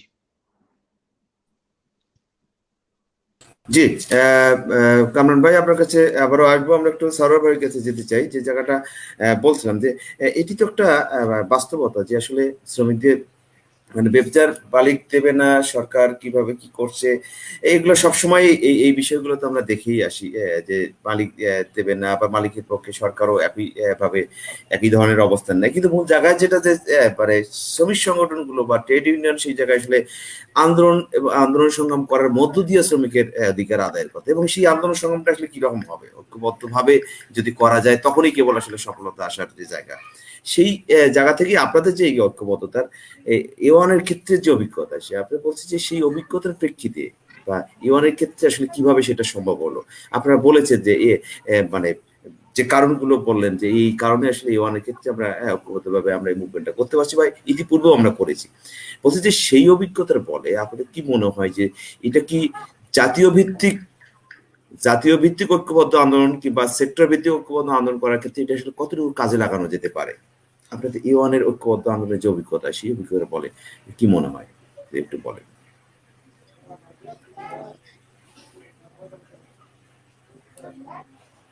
কামরান ভাই আনমিউট করতে হবে। আচ্ছা আমি করে দিচ্ছি। ওকে, হ্যাঁ বলেন কামরান। যেহেতু শ্রমিক সংগঠন করি অনেক সময় অনেক বাস্তব বলতে হয়, কেউ রাগ করলে কিছু যায় আসে না। প্রথম কথা হচ্ছে, আপনি একটু আগে বলছিলেন যে সরকারের মালিক, আমি মনে করি সরকারের মালিক একই। আমরা যদি সংসদের দিকে তাকাই তাহলে কারখানার মালিক, সংসদ সব মিলে হচ্ছে সরকার মালিক একই। যাক, সেখানে হচ্ছে এদের এই মালিকদের সাথে লড়তে হলে আমি আমার অধিকার ন্যায্য হিস্সা যদি আদায় করতে হয়, ঐক্যবদ্ধ আন্দোলনের বিকল্প নাই। এটা গেল এক। দ্বিতীয় কথা হচ্ছে, আমি মনে করি A1 আমাদের জন্য একটা দৃষ্টান্ত। কেন দৃষ্টান্ত? তাজরিন এবং রানা প্লাজা যেমন একদম চোখে আঙ্গুল দিয়ে বুঝিয়ে দিয়েছে যে একটা কারখানায় কর্মক্ষেত্রে শ্রমিকের নিরাপত্তা কতটুকু গুরুত্ব, ঠিক A1 বুঝিয়ে দিয়েছে যে দুইটা আইন, একটা বাইরে একটা ভিতরে। একটা ছোট্ট উদাহরণ আপনাকে দিই। আমরা ব্যবসা কর্তৃপক্ষ যখন আসলে প্রেস ক্লাবের সামনে শ্রমিকরা একটানা অবস্থান করতেছিল রাত্রের 1টায়, তখন ব্যবসা কর্তৃপক্ষ এসেছে। প্রশাসনের পক্ষ থেকে আমাদেরকে বলা হলো আমি শারীরিক অসুস্থ, আমি আধা ঘন্টা আগে চলে গেছি, আমরা আমাদের আল কামরান আরো 2জন নেতাকে পাঠিয়েছি। ওনারা বললো আগামীকালকে নেতৃবৃন্দ, কারখানা নেতৃবৃন্দ সহ আমরা বসবো, এটা কি সামারি আপনাদের জানাবো। 30টা শ্রমিক সংগঠনের নেতৃবৃন্দ ওই ভিজিটে সেখানে যাওয়া হয়েছে এই কারখানার শ্রমিক প্রতিনিধিদেরকে নিয়ে। অবাক বিষয় হচ্ছে তারা বলতেছে তাদের কোথাও কোনো আইনে নাই যে কারখানা শ্রমিক সংগঠনের নেতৃবৃন্দের সাথে বসতে হবে। আমি অত্যন্ত অবাক হইলাম এটা। আমরা সব জায়গায় বলি, প্রাইম মিনিস্টার থেকে শুরু করে সব জায়গায় সোশ্যাল ডায়ালগ হচ্ছে একটা ইম্পর্টেন্ট বিষয়, গুরুত্বপূর্ণ বিষয়। যদি প্রাইম মিনিস্টারও বসতে পারে, ব্যবসা কোন ক্ষমতা এটা যে আইনে কারোর সাথে বসতে পারবে না? আমরা লিমা আপার নেতৃত্বে সেদিন এই ব্যবসা গেটে এই রাস্তার উপর বসেছি। কত উদ্ধত্ত আচরণ করেছে সে ব্যবসা কর্তৃপক্ষ। তারা আমরা বসা, তারা দাঁড়িয়ে থেকে প্যান্টের ভিতর হাত দিয়ে আমাদের সাথে কথা বলেছে। এ হচ্ছে তাদের দাম্ভিকতা। আর দ্বিতীয় কথা হচ্ছে, এটা কোন আইন? যে আইন আমার 11 মাস আমার শ্রমিক রাস্তায় ঘুরবে, যে আইন শিল্প পুলিশ বলবে আমার কোনো আমি এখানে আমার কিছু করণীয় নাই। এটা কোন আইন? যে আইন কলকারখানা অধিদপ্তর বলে আমার কিছু করণীয় নাই। কোন আইন যেটা আমাদের সম্পত্তি মন্ত্রীর দায়িত্ব নিয়ে উনি অপারগতা প্রকাশ করবে? এই আইনকে আমরা ধিক্কার জানাই। তার মানে আমাদের এখন এই এতটুকু উপলব্ধি হয়েছে যে আমাদের আল কামরান ইতিমধ্যে বলেছে তারাও একটা সুযোগ নিচ্ছে যে এ1টাকে তারা তাদের পলিসি যদি বাস্তবায়ন করতে পারে, অন্যান্য কারখানার ক্ষেত্রে পলিসি বাস্তবায়ন করবে। এটা আসলে আর অন্তত শ্রমিক নেতৃবৃন্দুর শরীরে 1 বিন্দু রক্ত থাকাকালীন এটা আমরা বাস্তবায়ন হতে দিব না। এই এ1 দিয়ে আমাদের চোখ কান খুলে দিয়েছে। আমাদের আল কামরান ঠিকই বলেছে, নেক্সট টাইম কোনো কারখানার সাথে এই ধরনের কোনো যদি ঘটনা ঘটে আমরা ঐক্যবদ্ধভাবে সেটা, এবং আপনি যথার্থই বলেছেন, অত্যন্ত দুঃখ লাগে সেটা হচ্ছে কি, যখন আইন সংশোধন হয়, যখন শ্রম আইনের ধারা উপধারা হয়, তখন আমরা দেখি এখানে ত্রিপক্ষীয় একটা হয়, সেটা বলে যে সরকারের পক্ষে থাকে, মালিকের পক্ষে থাকে, শ্রমিক নেতৃবৃন্দ থাকে। আমি আপনার এই আমার শ্রম আমার লড়ার এখান থেকে আজকে ও একদম শ্রদ্ধার সাথে সিনিয়র নেতৃবৃন্দ থেকে বলবো, আপনারা যখন প্ল্যাটফর্মে বসেন, তৃণমূলে আমরা যারা কাজ করি শ্রমিকের সাথে একদম মিশে একটু আমাদের কাছ থেকে পরামর্শ নিয়ে। আমরা দেখি যখন করোনা কালে ডিজিএম এবং সরকার মিনিস্ট্রিতে বসে সিদ্ধান্ত নেয়, কোন চুক্তি করে, এমন এমন নেতৃবৃন্দ থাকে যাদের মাঠে তারা ছাড়া তাদের কোনো কর্মী নেই। আরে তারা তাহলে মাঠের শ্রমিকের মনোভাব কিভাবে বুঝবে? আমাদের কাছ থেকে যে তৃণমূল থেকে যে কোনো একটা ইয়ে নিয়ে সেটা উপরে বাস্তবায়ন করবে এরকম না। তবে ভবিষ্যতের জন্য নেতৃবৃন্দদেরকে বলবো যে আমরা আশুলিয়াতে যেভাবে ঐক্যবদ্ধ হয়েছে, অন্যান্য অঞ্চলে যারা আছে তাদেরকে বলবো এটা হচ্ছে নিজেদের মর্যাদার জন্য, নিজেদের অস্তিত্বের জন্য এই ঐক্যের প্রয়োজন। এবং সিনিয়র নেতৃবৃন্দদেরকে বলবো আমরা আরেকটা জিনিস, যেটা এটা আমাদের জন্য অত্যন্ত লজ্জাজনক, মজুরি বৃদ্ধির যে আন্দোলন হয়েছিল, বাংলাদেশের সমস্ত শ্রমিক সংগঠন একটা প্ল্যাটফর্মে আমরা দাঁড়াতে পারি নাই, এটা আমাদের জন্য লজ্জাজনক। আমরা শ্রমিকদেরকে বলি যে সংগঠিত মানুষ হচ্ছে শক্তিশালী মানুষ। আমরা কেউ বলেছি 18,000, কেউ বলেছি 16,000। আমরা যারা আছি মাঝামাঝি জায়গার মধ্যে, আমরা শ্রমিকদেরকে বলছি বাসার মতো মজুরি চাই। আরে ভাই, বাসার মতো তো লবণ দিয়ে ভাত খাইতো মানুষ, বাস আবার তরকারি দিত খায় বাস। সিনিয়র নেতৃবৃন্দ একটা প্ল্যাটফর্মে যাইতে পারে নাই যে আসলে আমার মজুরিটা কতটুকু দরকার। কেউ বলে 16,000 তুমি কম চাইছে, আমি 18,000 হবে, তুমি বলো তোমরা কম চাইছো। তা আমরা বিনীত ভাবে বলবো, একদম শ্রদ্ধার সাথে বলবো, সময় এসেছে যেভাবে নির্যাতিত নিপীড়িত মালিকের কথা শুনে না। একটা উদাহরণ আপনাকে দিলাম, শ্রমিক নেতৃবৃন্দ থেকে রাস্তা বসিয়ে রেখে কথা বলে, ভবিষ্যতের জন্য এই মেসেজটা ভবিষ্যতে খারাপ হবে। সুতরাং আমরা বলবো সিনিয়রদেরকে এখনো ভাবনার সময় আছে, এখনো ভাবেন, আমাদেরকে সেভাবে কাজে লাগান। জি সারোয়ার ভাই, আপনার কাছে আসবো আবারও। আমরা অন্য আলোচনা নিয়ে আমরা একটু একই বিষয়ে একটু ছোট করে শুনতে চাই। সৌমিত্র, যদি আপনি একটু বলেন যে যেটা সারোয়ার ভাই দিয়ে শেষ করলেন, যে আসলে এই যে এখানকার অভিজ্ঞতা, মানে বাণিজ্য অভিজ্ঞতা, এই অভিজ্ঞতাটাকে আসলে কিভাবে মানে জাতীয় পর্যায়ের ঐক্যবদ্ধ, জাতীয়ভাবে ঐক্যবদ্ধ আন্দোলন গড়ে তোলা, কিংবা সেক্টর ভিত্তিক, কারণ পোশাক শিল্পের এই সেক্টর ভিত্তিক ঐক্যবদ্ধ আন্দোলন গড়ে তোলার ক্ষেত্রে কিভাবে কাজে লাগানো যেতে পারে, এটা কতটুকু কাজে লাগানো যেতে পারে?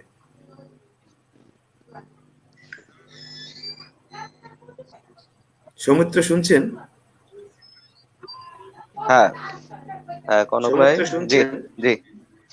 যে বিষয়টা আসলে সরার ভাই তুললেন, সেই বিষয়টা এখন একভাবে জাতীয় পর্যায়ে শুরু হয়েছে, যে সেটা হলো আপনারা জানেন যে এনসিসি ডাব্লিউই, যেটা স্কপের ভুক্ত সংগঠন, এবং আইবিসি, যেটা ইন্ডাস্ট্রিয়াল বাংলাদেশ।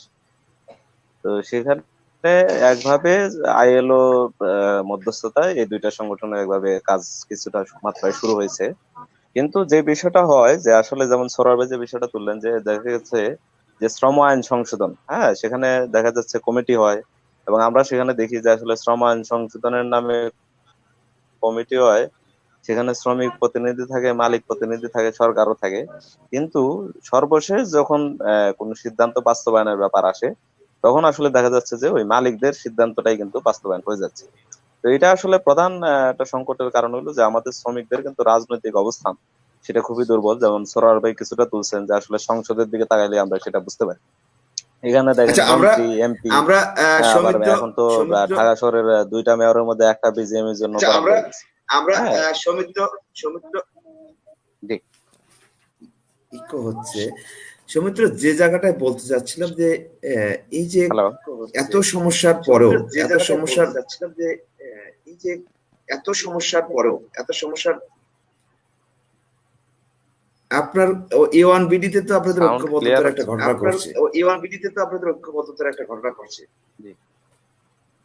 তো এইরকম অভিজ্ঞতায় জাতীয়ভাবে ঐক্যবদ্ধ হওয়ার ক্ষেত্রে সেক্টরের অভিজ্ঞতা সেক্টর পর্যায়ে ঐক্যবদ্ধ আন্দোলন গড়ে তোলার ক্ষেত্রে আসলে কিভাবে কাজে লাগানো যেতে পারে? ঐক্যবদ্ধ আন্দোলন গড়ে তোলার ক্ষেত্রে আসলে কিভাবে কাজে লাগানো যেতে পারে? হ্যাঁ হ্যাঁ, এটা অবশ্যই কাজে লাগানো যেতে পারে, যে আসলে যখন এই ধরনের একটা সংকটপূর্ণ অবস্থায় শ্রমিকরা থাকে, সেখানে কিন্তু এই যে আশুলিয়াতে আমরা শ্রমিক সংগঠনগুলো একতাবদ্ধ হলাম। তো এই প্রেক্ষাপটগুলোর যদি আমরা পরস্পর ধরি, যে আসলে সেক্ষেত্রে ভবিষ্যতে যেটা মজুরি ইস্যুতে অথবা শ্রম আইনে, যেহেতু এখন মজুরি না হলে এখন শ্রম আইন বা মজুরিটাও এখন একটা বিষয় আসবে সামনে। আপনারা দেখবেন যে ডিসেম্বরে অনেক মালিক কিন্তু যে আপনার ওই ইনক্রিমেন্ট, যেটা ইনক্রিমেন্ট সেটা থেকে সরে আসার একটা পরিকল্পনা তারা করছে। আবার ওই দ্রব্যমূল্য ঊর্ধ্বগতি সবকিছু মিলে।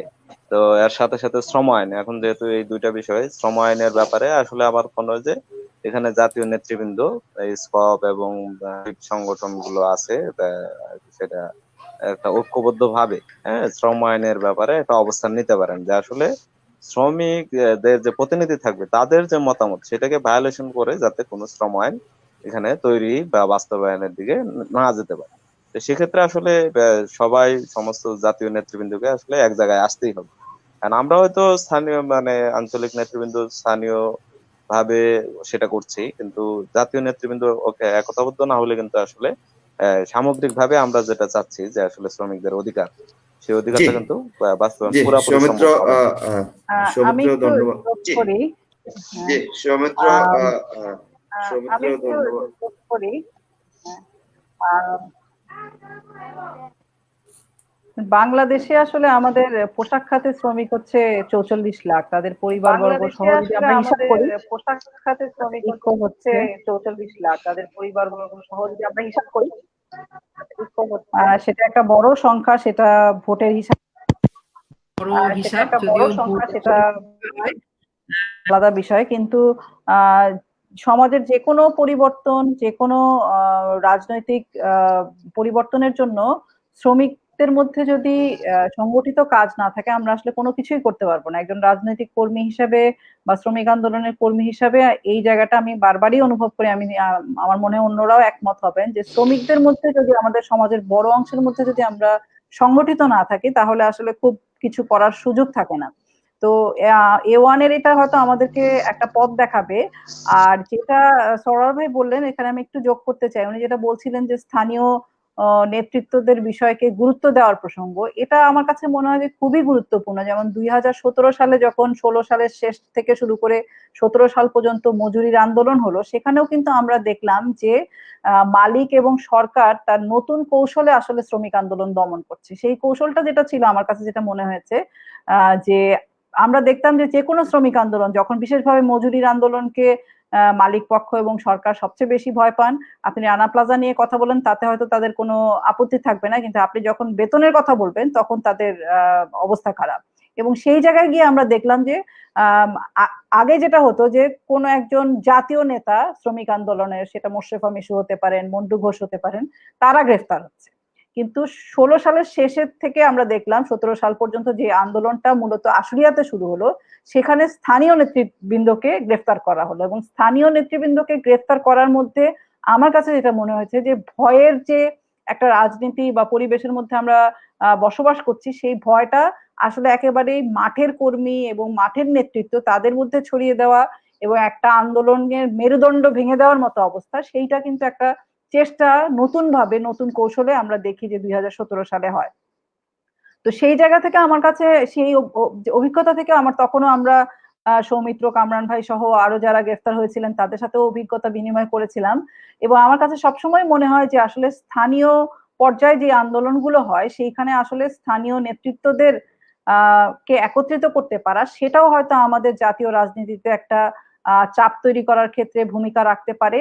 এবং আমাদের কিন্তু এই যে 16-17 সাল থেকেই বিশেষভাবে আশুলিয়ার কথা আমি বলতে পারি যে এক ধরনের কাজের অভিজ্ঞতার মধ্য দিয়েই কিন্তু আমরা একে অপরের সাথে পরিচিত হওয়া। অনেক সময় দেখা গেছে যে কামরান ভাইকে হয়তো আমি ফোন করছি, বা সরোয়ার ভাই নিজে আসলে উনি অন্য রাজনৈতিক দল করেন, আওয়ামী লীগের সাথে যুক্ত, কামরান ভাই জাতীয় পার্টি করেন, সৌমিত্র বাসদ করেন, আমি গণসংহতি আন্দোলন করি, মঞ্জুরুল সিপিবি করেন।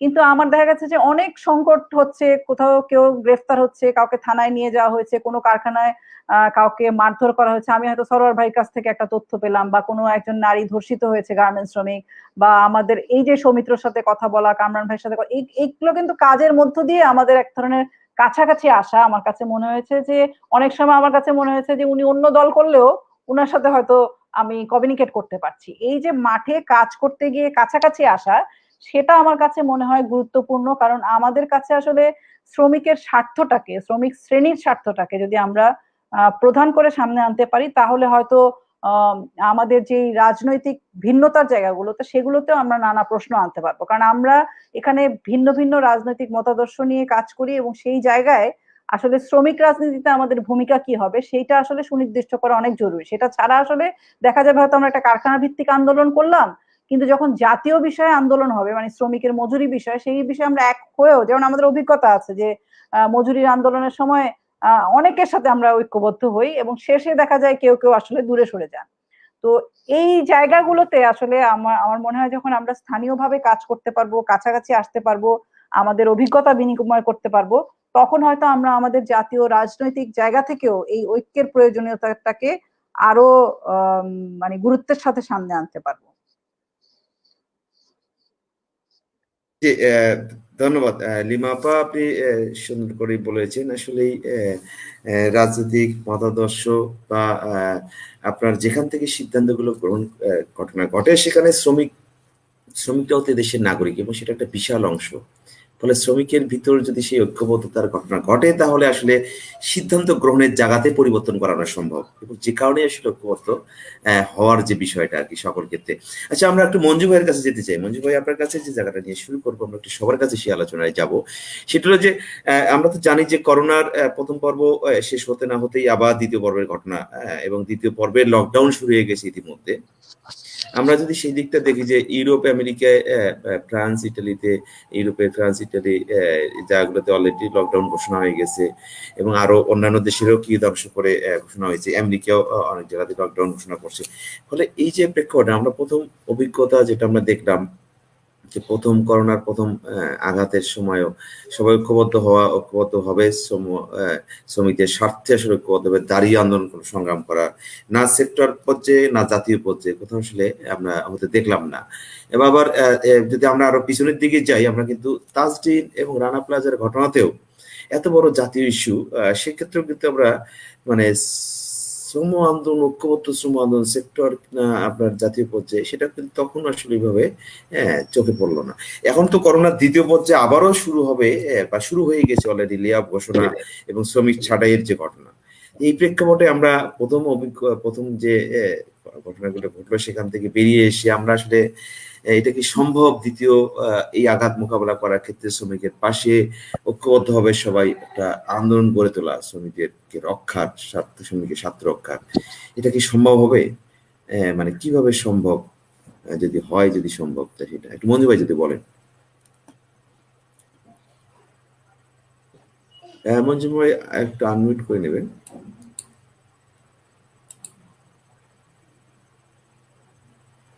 মঞ্জু ভাই মাইকটা একটু আনমিউট করে নেবেন। জি বলেন।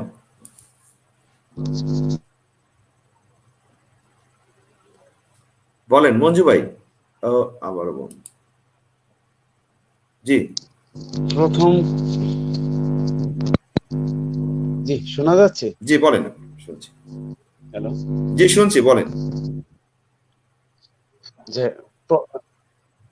মানে আমরা প্রথম যে করোনা ভাইরাসের সময় যে শ্রমিক যেভাবে মানে কারখানা বন্ধ করে শ্রমিক ছাঁটাই করে দেয়া, শ্রমিকরা গ্রামে চলে যাওয়া, এবং পরবর্তীতে আবার দ্বিতীয় যে করোনা ঢেউ আসছে, এতে আবার কিন্তু বিভিন্ন জায়গায় কারখানাগুলা মানে স্থায়ীভাবে বন্ধ করে দেওয়ার একটা চলতেছে। অলরেডি আমাদের আশুলিয়াতে দুই একটা জায়গায় স্থায়ীভাবে কারখানা বন্ধ করে দেওয়া হচ্ছে, শ্রমিকদের বেকার করা হচ্ছে। আসলে সরকার থেকে যে এতগুলো টাকা মালিকদেরকে দেওয়া হলো, যাতে শ্রমিকদেরকে যাতে করোনা ভাইরাসের সময় ছাঁটাই বা কোন রকম কারখানা যাতে বন্ধ করা না হয়, কিন্তু আমরা সেটা কি দেখতে পাচ্ছি, যে শ্রমিকদেরকে এই করোনা ভাইরাসের উছিলা করে মানে কারখানাতে কাজ নাই বা বিভিন্ন আর্থিক ক্ষতি হচ্ছে কারখানার, এইভাবে বলে বলে বিভিন্ন কারখানা গুলা স্থায়ীভাবে বন্ধ করে দেওয়া হচ্ছে। আসলে মূল যে এটা হচ্ছে আমাদের দেশে যারা আমরা শ্রমিক, এই শ্রমিকদেরকে করোনা তো সারা বিশ্বে অচল হয়েছে, সেদিকে আমাদের বাংলাদেশের যারা শ্রমিক তাদেরকেও চাকরিচ্যুত করে আমাদের, আমরা গত প্রথম যে করোনা ভাইরাস গুলা সময় দেখলাম যে এই প্রতিদিন পিক আপ করে করে শ্রমিকরা গ্রামের বাড়ি যাচ্ছে। এইবারও আবার দ্বিতীয় ঢেউ যেটা আসছে, এবারও আবার আমরা দেখব যে বিভিন্ন কারখানা যেভাবে বন্ধ হচ্ছে, তাতে আবারও শ্রমিকরা গ্রামের দিকে রওনা হবে, সে একটা পরিকল্পনা অলরেডি হয়ে গেছে। আবার এই যে বাৎসরিক এগ্রিমেন্ট সামনে জানুয়ারিতে আসতেছে, এগ্রিমেন্ট নিয়ে মালিকরা একটা মানে অলরেডি তারা এটা নিয়েও একটা তাল বাহানা শুরু করেছে। মূলত বিষয়টা হচ্ছে কিন্তু আমরা আমাদের আমরা দেশের মানে সমস্যাগুলো আমরা কম বেশি সবাই জানি, কিন্তু আসলে এই ক্ষেত্রে আমরা বলছি যে ঐক্যবদ্ধ হবে, এই যে পিছনের অভিজ্ঞতার বলে ঐক্যবদ্ধ হবে, সামনে আসলে কি আন্দোলন গড়ে তোলা সম্ভব বা করা যেতে পারে কিনা সেটা। না সম্ভব। যেরকম ওয়ানের বিষয়টি নিয়ে আমাদের আশুলিয়া শ্রমিক সংগঠনগুলা যেভাবে একত্রিত হয়েছে, ঠিক সেম ভাবে যদি বাহিরের মানে কারখানাগুলা বিষয় যদি একত্রিত থাকে, তাহলে মনে হয় আমরা শ্রমিকদের জন্য কিছু করতে পারবো। কিন্তু এখানে বেসিক বিষয়টা হয়ে দাঁড়াচ্ছে যে বাহিরে কোনো আন্দোলন হইলে পরে ওই জায়গায় আমরা শ্রমিক লিডাররা সবাই একসাথে যাচ্ছে, যাওয়ার পর বিভিন্ন মানে এক একজন এক এক দিকে যায়, ওটারে বিচ্ছিন্ন ভাবে করে দেওয়া হচ্ছে। কিন্তু ওই ওই ওই তুলনায় ওয়ানের আন্দোলনটার ভিত্তি যেরকম সক্রিয় ছিল, সবাই যদি আমরা এরকম সক্রিয় থাকি, তাহলে শ্রমিকদের জন্য কিছু করা সম্ভব। আমি আশা করি যে আমাদের আসলে যে কটা শ্রমিক সংগঠন আছে, তারা ব্যক্তি স্বার্থকে বিবেচনা না করে জি শ্রমিকের স্বার্থটাকে আমরা সবাই বড় করে দেখবো, এটা আমরা আশা করি। জি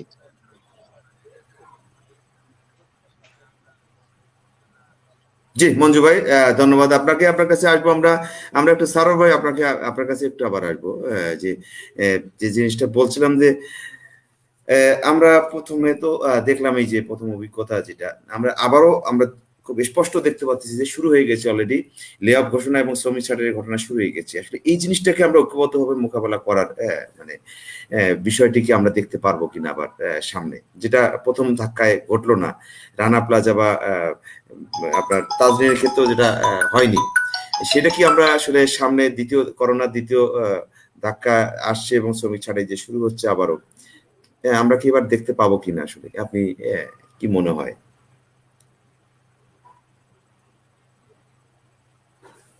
বলছেন, আমি সারোয়ার তার ভাই। আগে একটু আসি। জি, আমি তার আগে একটু আসি, সেটা হচ্ছে আপনার আজকের বিষয়টা যেটা ঐক্য নিয়ে, আমি একটু একটা দুটা লাইন বলে আবার এখানে আসছি, শুনতে সারোয়ার ভাই পাচ্ছেন? একটু মাইকটা আনমিউট করে নেবেন। শোনা যাচ্ছে?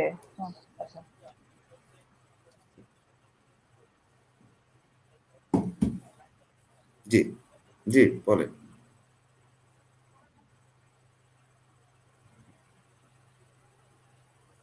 সারা ভাই শুনতেছি, বলেন। এবার আমি শুনতেছি না। আমিও শুনছি না সারা ভাই, মাইকটা আপনার আনমিউট করতে হবে, আমি একটু মিউট সবার হয়ে ভাই তো গেছি। সুন্দর করে কথা বলে, এখন তা আসলে কেমনে হবে? হ্যাঁ, না মানে মাইকটা আমি সারা ভাই মাইকটা আনমিউট করতে হবে। আচ্ছা জি, আহ, আবারও মিউট হয়ে গেছে, আপনি মাইকটা একটু আনমিউট করে বলবেন প্লিজ। হ্যাঁ ওকে, সারা ভাই বলেন।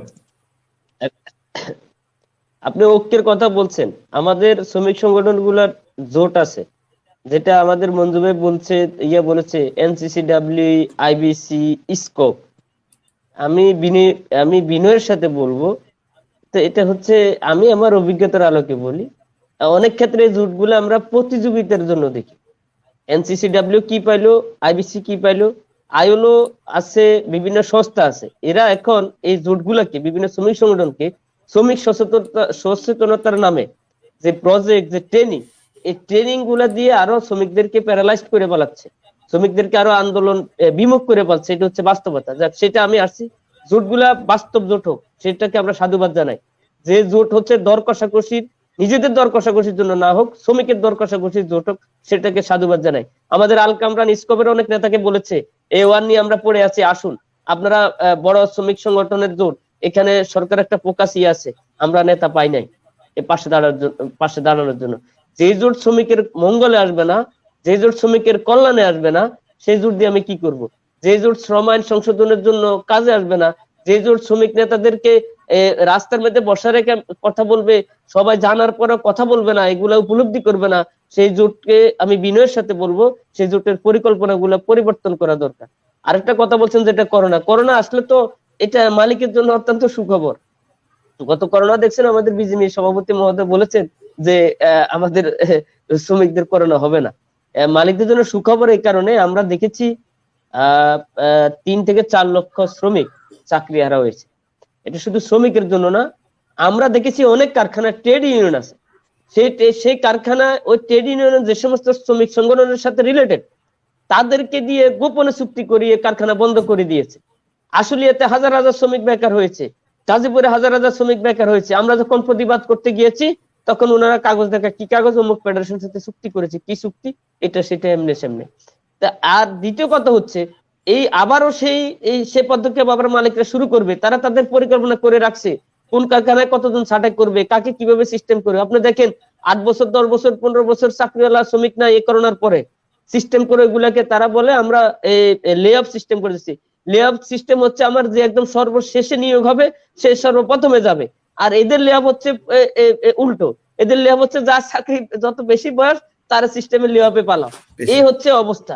আরেকটা কথা, যেটা পরিত্রাণের উপায় আছে, তবে সেই পরিত্রাণের উপায় হচ্ছে কি, আমাদের মেজরিটি পার্সেন্ট শ্রমিক সংগঠন নিয়ন্ত্রিত মালিকদের দ্বারা, বিজিএমির দ্বারা আমরা আমাদের মর্যাদার জায়গাটা ভুলে যাই। আমরা মর্যাদা দিই মালিকদেরকে। আমি বিনয়ের সাথে বলবো, আমি অবাক হয়েছি, বিজিএমি নির্বাচন হয়েছে, বিজিএমির যিনি প্রেসিডেন্ট নির্বাচন হয়েছে, আমাদের নেতৃবৃন্দ আমরা সেলফি তুলতে তুলতে ব্যস্ত, ফেসবুকে সকালে একবার, দুপুরে একবার, বিকেলে একটা। নতুন একটা কোন শ্রমিক সংগঠনের যদি সেখানে সম্মেলন হয়, আমরা সেখানে সাধুবাদ দিতে যাই নাই। আরে তাসলিমা তো অনেক বড় নেতা হয়ে যাবো, জাতীয় ইস্যু হয়ে যাবো, কামরান বড় হয়ে যাবো। বিজিএমির প্রেসিডেন্টের সাথে আমি একটা সেলফি তুললে পরবার বলতে পারবো, আপা আমি তো আপনার কাছের লোক, আমার সমস্যাটা সমাধান করে দেন। আমরা যখন অনেক সেমিনারে যাই, অনেক মালিকেরা গর্ব করে বলে, আরে অমুক মালিক তো আমার, অনেক ফেডারেশন নেতারা বলেন, আরে আমার ফেডারেশন তো অমুক মালিকে করে দিছে। এই যে আসলে নীতির জায়গাটাতে আমাদের আসতে হবে। যে পর্যন্ত আমরা না আসবো, লম্বা লম্বা স্লোগান দিব, এই স্লোগানে হবে। আমি আরেকটা কথা বলি, সেটা হচ্ছে সর্বশেষ A1 এর যখন A1 এর শ্রমিকরা একটা বিক্ষোভ মিছিল করেছে, সেখানে আমি অল্প কিছুক্ষণের জন্য অংশগ্রহণ করতে পেরেছি। আমি মিছিল চলাকালীন আমার কাছে একটা ফোন আসলো, আমাদের সিনিয়র শ্রমিক নেতা ফোন দিল, এই মুহূর্তে সরে যেতে হবে। কই ভাই? বললো যে তুমি আল কামরানরে বলো আর কয়েকজনকে নিয়ে তুমি সেভ হয়ে যাও। আমি পাশে যাই, সেভে ওনাকে ফোন দিলাম। আমি তাও শ্রদ্ধার সাথে বলি, আমাদের অ্যাডভোকেট আউয়াল ভাই, বললাম ভাই কি সমস্যা?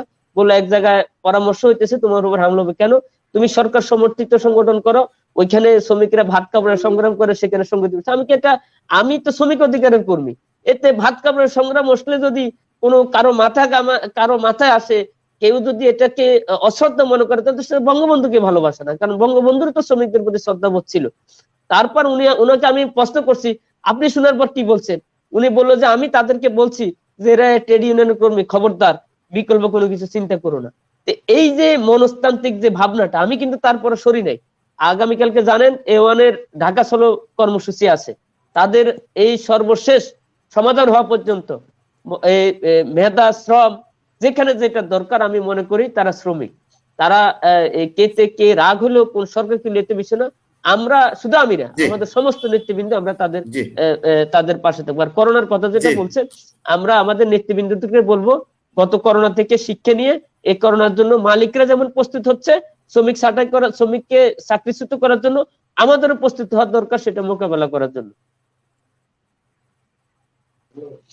জি জি সারা ভাই, ধন্যবাদ ধন্যবাদ আপনাকে। আমরা একটু আল কামরান ভাই, আপনাকে একটু একই বিষয়টা জিজ্ঞেস করবো যে আসলে সামনের আবারও তো একই রকমের ধাক্কা, ফলে এটার ক্ষেত্রে আসলে কতটুকু আপনার জায়গা থেকে যদি বলেন যে এটা মোকাবেলা করার জন্য আদৌ যেটা আমরা দেখলাম মানে হওয়া উচিত ছিল, যেটা হয়নি, ঐক্যবদ্ধভাবে শ্রমিকদের পাশে দাঁড়ানো, যে জায়গাটা ঘটলো না, সেটা কি সামনের এই দ্বিতীয় পর্বের আঘাত মোকাবেলা করার ক্ষেত্রে কি সম্ভব কিনা, সেক্টর ভিত্তিক কিংবা আপনার জাতীয় ভিত্তিক ঐক্যবদ্ধভাবে শ্রমিক আন্দোলন গড়ে তোলা সম্ভব কিনা শ্রমিকদের পাশে দাঁড়ানোর জন্য? যদি কামরান ভাই একটু অল্প কথায় বলেন।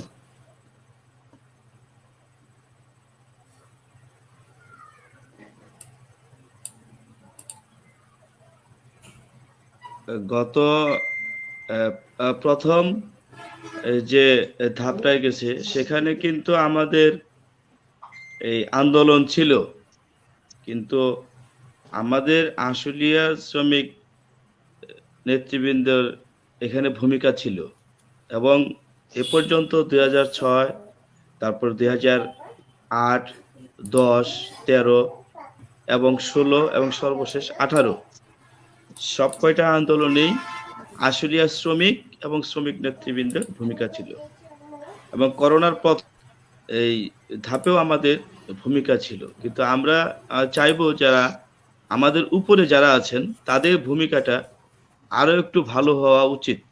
কারণ আমরা তো মাঠে আছি, আমাদের চাপটা প্রথম আসে, উপরের দিকে চাপটা একটু কম যায়, সেহেতু তারা স্ট্রং থাকলে আমাদের জন্য একটু ভালো হয়। আর দ্বিতীয় ধাপের যে করোনা আবার অগ্রসর হচ্ছে, তো ইতিমধ্যেই অনেক কারখানা কিন্তু তাদের কাজ কমে গেছে, যার কারণে শ্রমিকদেরকে ছাঁটাই করছে এবং লে অফের দিকে আবার তারা চিন্তা ভাবনা করছে। এখনো ওইভাবে চিন্তা ভাবনা দ্বিতীয়বারের মতো প্রথম ধাপের মতো করে নাই, কারণ এখন কিন্তু আমরা শ্রমিকরা কিন্তু আমাদের শ্রমিক ভাই বোনরা কিন্তু এই করোনাকে আর ভয় পাচ্ছে না। আমরা আল্লাহর সহায় যে আমাদের এটা যাতে নিয়ন্ত্রণ থাকে, আমাদের যেহেতু আমাদের এখন ভয়টা নেই, যদি কারখানায় কাজ থাকে তাহলে আমরা আশা করি এটা চলতে পারবো। আরেকটা কথা যে মঞ্জু ভাই বলেছেন যে আমরা অনেক সময় আমাদের এই বাহিরের ইপিজেডের মতো আমরা বাহিরে কোনো কারখানা ঐক্যবদ্ধভাবে আন্দোলন করি নাই। আমি মঞ্জু ভাইকে স্মরণ করিয়ে দিতে চাই, আমরা কিন্তু বাঁধন গার্মেন্টস এক মালিক খুব প্রভাবশালী ছিল। মালিক প্রভাবশালী থাকার পরে যখন ওই কারখানার শ্রমিকরাও বারবার এই সফলতা অর্জন করতে পারছে না, চুক্তি হচ্ছে, টাকা দিচ্ছে না, কিন্তু তারপরে সেখানে কিন্তু আমরা সব সংগঠন ঐক্যবদ্ধ হয়ে কিন্তু ওই কারখানাটা কিন্তু আন্দোলন করে আমরা সফলতা অর্জন করেছি। কাজেই যদি দ্বিতীয় টার্মে যদি আমাদের আন্দোলন করা প্রয়োজন আমরা মনে করি, তাহলে কিন্তু আমরা আন্দোলন করব। কারণ আমি গত টার্মে যখন 60% এবং বেতন করা হলো 100% থেকে 60%, সে সময় কিন্তু আমি আমার ফেসবুকে একটি পোস্ট দিয়েছিলাম, এই আমার এই 100% থেকে কত বেতন চলে যাবে, এই আমার ওই পোস্টটা কিন্তু অনেক ব্যাপকভাবে সাড়া পেয়েছিল এবং সেই পোস্টটা কিন্তু 6000-এর উপরে শেয়ার হয়েছে। কাজেই এইবারও যদি কাজে ওটাও কিন্তু একটা আন্দোলন। আমরা আমাদের আশুলিয়ার শ্রমিক নেতৃবৃন্দ যে কোনো সময় আমাদের উপর থেকে নির্দেশ আসলে আমরা আন্দোলন দাঁড় করানোর মতো অবস্থা আমাদের আছে, এবং যে কোনো সময় আমরা শ্রমিকদের অধিকার নিয়ে আন্দোলন করতে সক্ষম, এবং আমরা পারবো ইনশাল্লাহ। জি জি, ধন্যবাদ ধন্যবাদ আল কামরান ভাই। আমরা একটু সৌমিত্র সৌমিত্র বোধহয় ডিসকানেক্ট হয়ে গেছে। আচ্ছা, সৌমিত্রের কাছে একটু একই বিষয়ে যেতে যাচ্ছিলাম, কিন্তু এই মুহূর্তে সৌমিত্র ডিসকানেক্ট, আমরা দুঃখিত যেতে পারলাম না। আমরা লিমা আপার কাছে যেতে চাই। লিমা আপা, আপনি তো বরাবরই আন্দোলন সংগ্রামের কর্মী, ছাত্র রাজনীতি করতেন, ঢাকা বিশ্ববিদ্যালয়ে নেতৃত্ব দিয়েছেন, কেন্দ্রীয় পর্যায়ে নেতৃত্ব দিয়েছেন, এবং আপনার দীর্ঘ আন্দোলন সংগ্রামের অভিজ্ঞতা। ছাত্র জীবন শেষ করে ঢাকা বিশ্ববিদ্যালয়ের স্টুডেন্ট ছিলেন, সেখান থেকে পড়াশোনা শেষ করে আপনি নিঃসন্দেহে বড় কোনো চাকরি বাকরি করতে পারতেন, হয়তো আমলাও হতে পারতেন, কিন্তু সমস্ত কিছু ছেড়ে দিয়ে আসলে শ্রমিকদের স্বার্থ রক্ষায়, শ্রমিকদের অধিকার আদায়ের লড়াই সংগ্রামের জন্য শ্রমিক অঙ্গন বেছে নিয়েছেন এবং নেতৃত্ব দিচ্ছেন। এমন একটি অবস্থায় আসলে আপনি, যেটা আমরা লক্ষ্য করি যে এরই পাশাপাশি যে আপনারা এই এওয়ানের অভিজ্ঞতা বা এই যে শ্রম আন্দোলনের অভিজ্ঞতার ফলে একজন যুব নেতৃত্ব হিসাবে আগামী দিনে জাতীয় পর্যায়ের ঐক্যবদ্ধ আন্দোলন সংগ্রাম গড়ে তোলার ক্ষেত্রে আসলে কতটুকু ভূমিকা রাখতে পারবে যুব শক্তি, পাশাপাশি হলো যে পারলে আসলে কিভাবে এটা পারা সম্ভব জাতীয় পর্যায়ে ঐক্যবদ্ধ আন্দোলন গড়ে তোলার ক্ষেত্রে?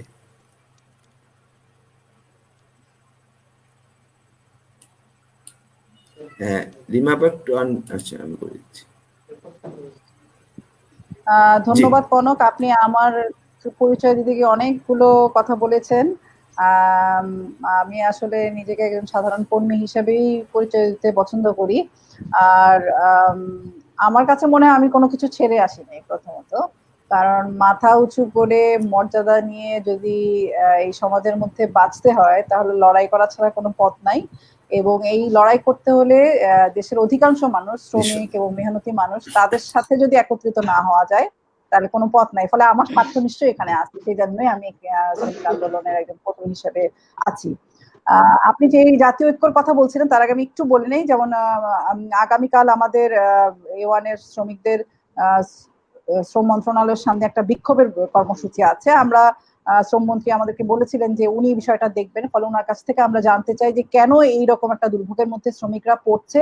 এই বিষয়ে আমাদের স্পষ্ট একটা আমাদের নির্দেশনা আমরা মন্ত্রীর কাছ থেকে এবং সরকারের কাছ থেকে চাই। ব্যাংক কিভাবে আসলে এরকম একজন দেউলিয়া হয়ে যে গেছে তাকে কি কি শর্তে কিভাবে ব্যাংক লোন দিল, সেই ব্যাংককে আবার কিভাবে শ্রমিকদের মানে পাওনার জন্য যে নিলাম হওয়ার কথা সেটাকে স্থগিতাদেশ দিল, এই বিষয়গুলোতেও আসলে ব্যাংকেরও এখানে কোথাও গাফিলতি আছে কিনা সেই বিষয়টাকে স্পষ্ট করতে হবে। কারণ এটা কোনো দৃষ্টান্ত হতে পারে না যে 10 মাস ধরে 11 মাস ধরে শ্রমিকরা বেতন পাবে না এবং এটাই একটা নিয়ম হয়ে যাবে। এটা কখনোই হতে পারে না, কারণ এটা ভবিষ্যতে অন্যান্য কারখানা শ্রমিকদের জন্য বিপদ ডেকে আনবে। আর আপনি যেটা বলছেন যে মানে আমাদের ঐক্যের প্রসঙ্গ, এখানে কামরান ভাই, সরোয়ার ভাই ও সৌমিত্র, মঞ্জুরুল ওনারাও কথা বলছেন। সরোয়ার ভাই নিজে সরকার সমর্থিত দল আওয়ামী লীগে করেন, কিন্তু উনি নিজে আবার বললেন যে সরকার এবং মালিক এক। এবং আমার কাছে এটা ভালো লাগলো যে উনি আসলে সাহসের সাথে যে এই কথাটা বললেন এবং মিছিলে উনি কিভাবে ছিলেন এবং সেই সমস্ত ওনার পর্যবেক্ষণগুলো। তো আমার কাছে মনে হয় যে এই যে ধরেন এখানে কামরান ভাই আছেন যিনি কিনা 17 সালে ভয়ঙ্কর নির্যাতন কামরান ভাইয়ের উপর, সৌমিত্রর উপরে হয়েছে, মঞ্জুরুল, যাদের একটা রেজিস্টার্ড ইউনিয়ন আছে। ফলে এই সমস্ত জায়গাগুলোকে যদি আমরা একত্রিত করতে পারি নিশ্চয়ই আমরা একটা পথ পাবো। এবং সরকার এবং মালিক এক হয়ে যদি শ্রমিকদের উপরে আবারও দমন পীড়ন করে, আমরা সরোয়ার ভাই, কামরান ভাই, এখানে যারা আছেন সবাইকে নিশ্চয়ই আমরা পাশে পাবো, এটা আমি বিশেষভাবে আশা রাখি। কিন্তু মুশকিলের যে বিষয়টা, আমরা একেবারে শুরু করে কাগজের কল মানে শ্রমিক আন্দোলন দেখেছি, তখনও আমরা দেখতাম যে শ্রমিক আন্দোলনের অনেকগুলো মানে ত্রাসের জায়গা, আতঙ্কের জায়গা হিসেবে সেই জায়গা থেকে কিন্তু আমরা চলে এসেছি বলা যাবে। যেমন পোশাক কারখানার ক্ষেত্রে সেখানে সেখানে ট্রেড ইউনিয়ন বেচা কেনা, শ্রমিকদের টাকা আদায় করতে গিয়ে শ্রমিকদের মানে অনেকেই যেটা বললেন মালিকরা শ্রমিক নেতৃত্বদেরকে পুষছে, এই যে নানান বিষয়গুলো, একটা শ্রমিক এলাকায় টাকা উঠছে বাতাসে, বাতাসে টাকা উঠছে, যে কেউ চাইলে ধরতে পারে সেখানে।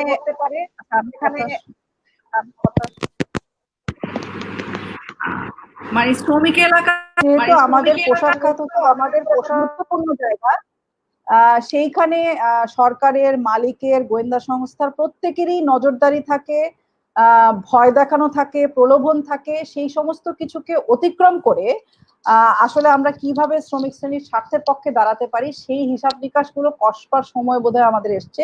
সেটা যদি আমরা করতে না পারি তাহলে আমরা হয়তো প্রতিক্রিয়া করতে পারবো কিন্তু সামনের দিকে এগোতে পারবো না। কারণ ট্রেড ইউনিয়ন এখানে একটা খুব গুরুত্বপূর্ণ ইস্যু।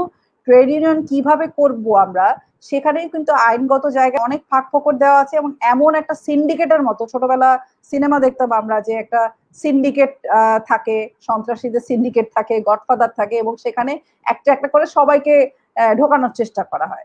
তো শ্রমিক আন্দোলনের ক্ষেত্রে আমরা দেখবো যে মালিকরা যাতে কিছুতেই শ্রমিকরা একত্রিত না হয় সেটার জন্য এই আন্দোলনকে দ্বিধাবিভক্ত করার জন্য ট্রেড ইউনিয়নের নামে, ট্রেড ইউনিয়ন বেচাকেনার নামে নানাভাবে পুরো এলাকায় শ্রমিকদেরকে বিভক্ত করা, সেটার জন্য সার্বক্ষণিকভাবে একটা চেষ্টা করেন। সেই রাজনীতিকে বুঝে সেটার বিরুদ্ধে দাঁড়ানোর মতো মানসিক শক্তি তৈরি করা। কারণ আমরা যখন শ্রমিক আন্দোলন করি এবং যারা শ্রমিক থেকে উঠে আসছেন তারা তো আসলে একেবারেই শ্রমিকদের মধ্যে থেকে উঠে আসছে, এবং আমরা এই শ্রমিকদের সাথে বেইমানি করছি কিনা সেটাও কিন্তু আমাদের প্রশ্নের প্রতি মুহূর্তে এই পরীক্ষাটা আমাদেরকে দিতে হয়। ফলে আমার কাছে মনে হয় যে যেই সংকটগুলো একটা শ্রমিক এলাকাকে কেন্দ্র করে ঘুরপাক খাচ্ছে সেগুলোকে অতিক্রম করার জন্য আমাদের আসলে নিজেদের কাছাকাছি হওয়া, কথাবার্তা বলা, এবং আন্দোলনে আমাদের আসলে বন্ধুত্ব, ঝগড়াঝাটি যাই হোক, আমাদের আমরা কতটা কাছে আসতে পারি সেটা আসলে আন্দোলনের মাঠেই আমাদের সেই পরিচয় হবে। সরার ভাই আজকে অনেকগুলো কথা বলেছেন, আমি আশা রাখতে চাই এখানে বাকি যারা আছেন তারাও আমরা নিশ্চয়ই শ্রমিকদের স্বার্থ, যারা আমাদের দেশের প্রাণ, আমাদের শিল্পের প্রাণ, তাদের স্বার্থকেই আমাদের আসলে নিজেদের স্বার্থ হিসাবে যখন আমরা একই সুতায় গাঁথতে পারবো তখন নিশ্চয়ই আমাদের ঐক্য সম্ভব, এবং জাতীয় রাজনীতিতে সেটা একটা বিরাট ভূমিকা রাখতে পারে। জি, ধন্যবাদ তাসলিমা আপা। আজকে আসলে নেটটাও বেশ প্রবলেম করতেছে, আমরা একটু একদম শেষটায় যেতে চাই। সৌমিত্রীকে সাথে অন্য একটা বিষয় আলোচনা, একটা পয়েন্ট একটু বলে নেই, যেমন করোনার বিষয়ে আপনি বলতেছিলেন যে করোনার সময় প্রথম দিকে বিজিএমই সভাপতি বললেন যে আমাদের শ্রমিকরা হচ্ছে, তাদের গরিব মানুষের একটা আলাদা শক্তি থাকে, এই কারণে শ্রমিকরা আসলে করোনা আক্রান্ত হয় নাই। এইটা উনি কোথায় পাইছেন এই থিওরি আমি জানি না, কিন্তু আমার যেটা মনে হয় যে এখানে কোনো শ্রমিকরা আসলে পর্যাপ্ত যে টেস্ট করা সেটাই করতে পারে না, চাকরি হারানোর ভয়ে টেস্ট করতে যায় না, এবং পরবর্তীতে যদি আবার এই পরিস্থিতি হয়, আমাদের পূর্বের অভিজ্ঞতা নিয়ে শ্রমিকদের আমরা কিন্তু এখন আর নতুন অভিজ্ঞতার মধ্যে, করোনা আমাদের জন্য নতুন, আমরা কিন্তু এখন আর নতুন অভিজ্ঞতার মধ্যে। ইকো হচ্ছে আপা, এটা জি, ইকো হচ্ছে আপা, আমার মনে হয় যে করোনার যে হিটটা আবার আসতে যাচ্ছে, সেই সময় কোনোভাবেই যাতে শ্রমিকদেরকে হয়রান না করা হয় এবং তাদের পাওনা থেকে বঞ্চিত করা না যায়, সেটার জন্য আমাদের একসাথে হয়ে কাজ করা, কোনো ছাঁটাই চলবে না, কোনো শ্রমিকদেরকে লে অফ করা চলবে না, এই প্রসঙ্গগুলো আবার জোরের সাথে সামনে আনতে হবে। ধন্যবাদ আপা। একদম শেষটায় আপনার কাছে আর ইকো সমস্যাটা খুব করছে, যাই হোক। তো আমরা একটু শেষবার একটু সবার কাছ থেকে ঘুরে এসে লিমা আপাকে দিয়ে শেষ করতে চাই আর কি। সৌমিত্র, আপনাকে আমরা ঠিক আলোচনার একটা জায়গায় যখন ওই মুহূর্তে আপনি কেটে গেছেন, আপনাকে আমি আমরা পাইনি, কিন্তু আপনার কাছে একটু জিজ্ঞেস করতে চাই ইওয়ান বিডির সংগ্রাম,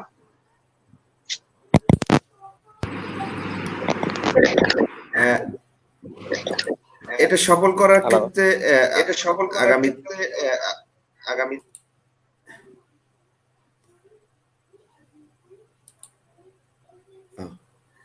মানে আগামীতে আসলে এটা সফল, হ্যাঁ জি, আগামীতে আসলে আপনাকে যেটা, হ্যাঁ জি, আপনাকে যেটা, সরি খুব ডিস্টার্ব নেট ডিস্টার্ব হচ্ছে।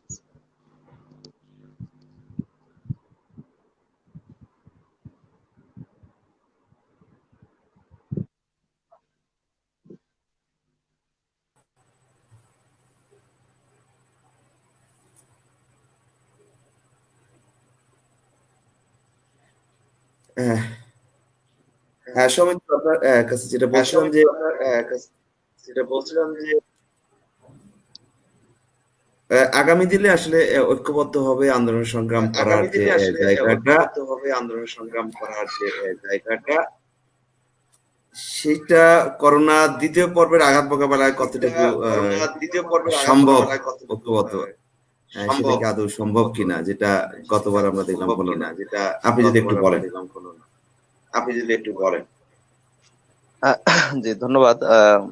আসলে এখানে নেতৃবৃন্দ বলেছেন যে সরার ভাই, কামরুল ভাই, তাসলিমা আপা, যে আসলে আহ, এখন ঐক্যবদ্ধ আন্দোলনের ক্ষেত্রে যেটা হয় যে এখানে কথা প্রসঙ্গে সরার ভাইও একটা বিষয় এনেছেন, আপনারা খেয়াল করছেন যে আসলে গার্মেন্টস সংগঠন যদি আমি বলি যে আসলে এখানে অনেকেই বিজেএমই বা মালিক দ্বারা প্রভাবিত, এটা একটা ব্যাপার আছে।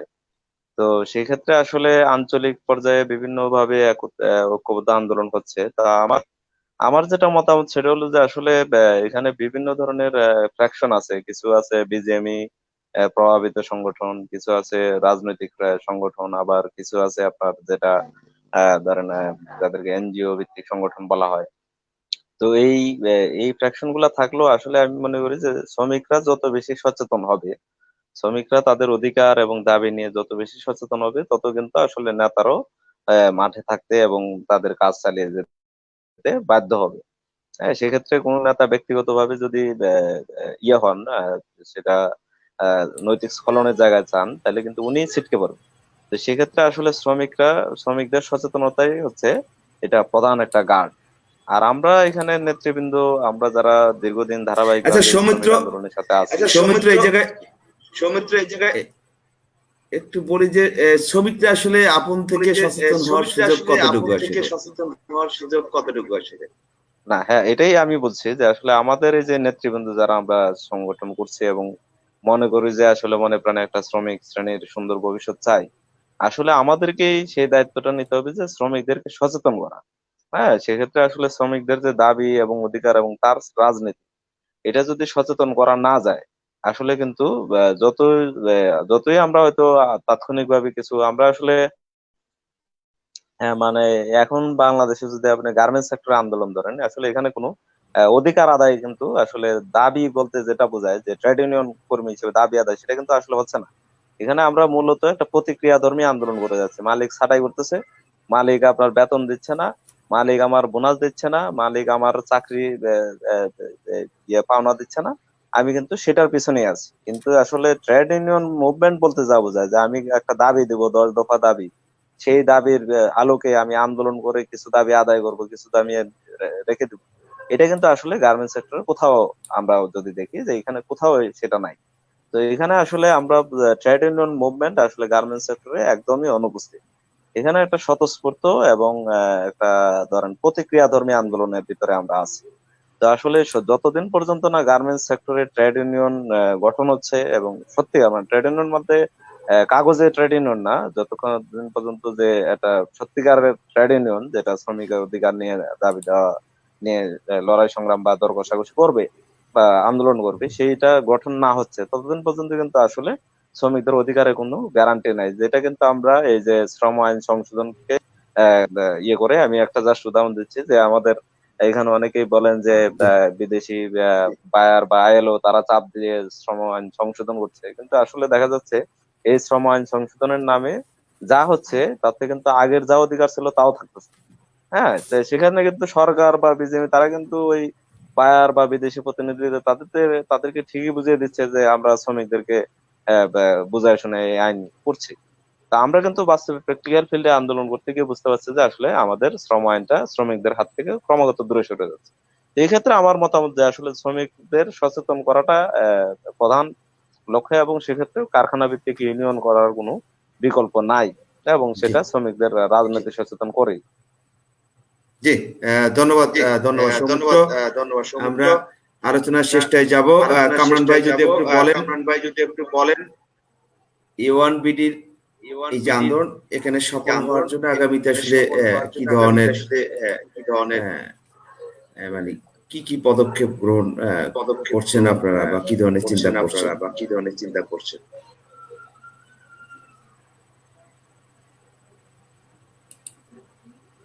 অতিক্রম হওয়ার পরে আমরা আবার আগামীকাল থেকে আন্দোলন শুরু করতে যাচ্ছি। এটা আমরা আসলে আগে থেকে বলতে পারবো না, তবে আগামীকালকে আমাদের কিছু প্রেশার ক্রিয়েট করার জন্য আশুলিয়া প্রেস ক্লাব থেকে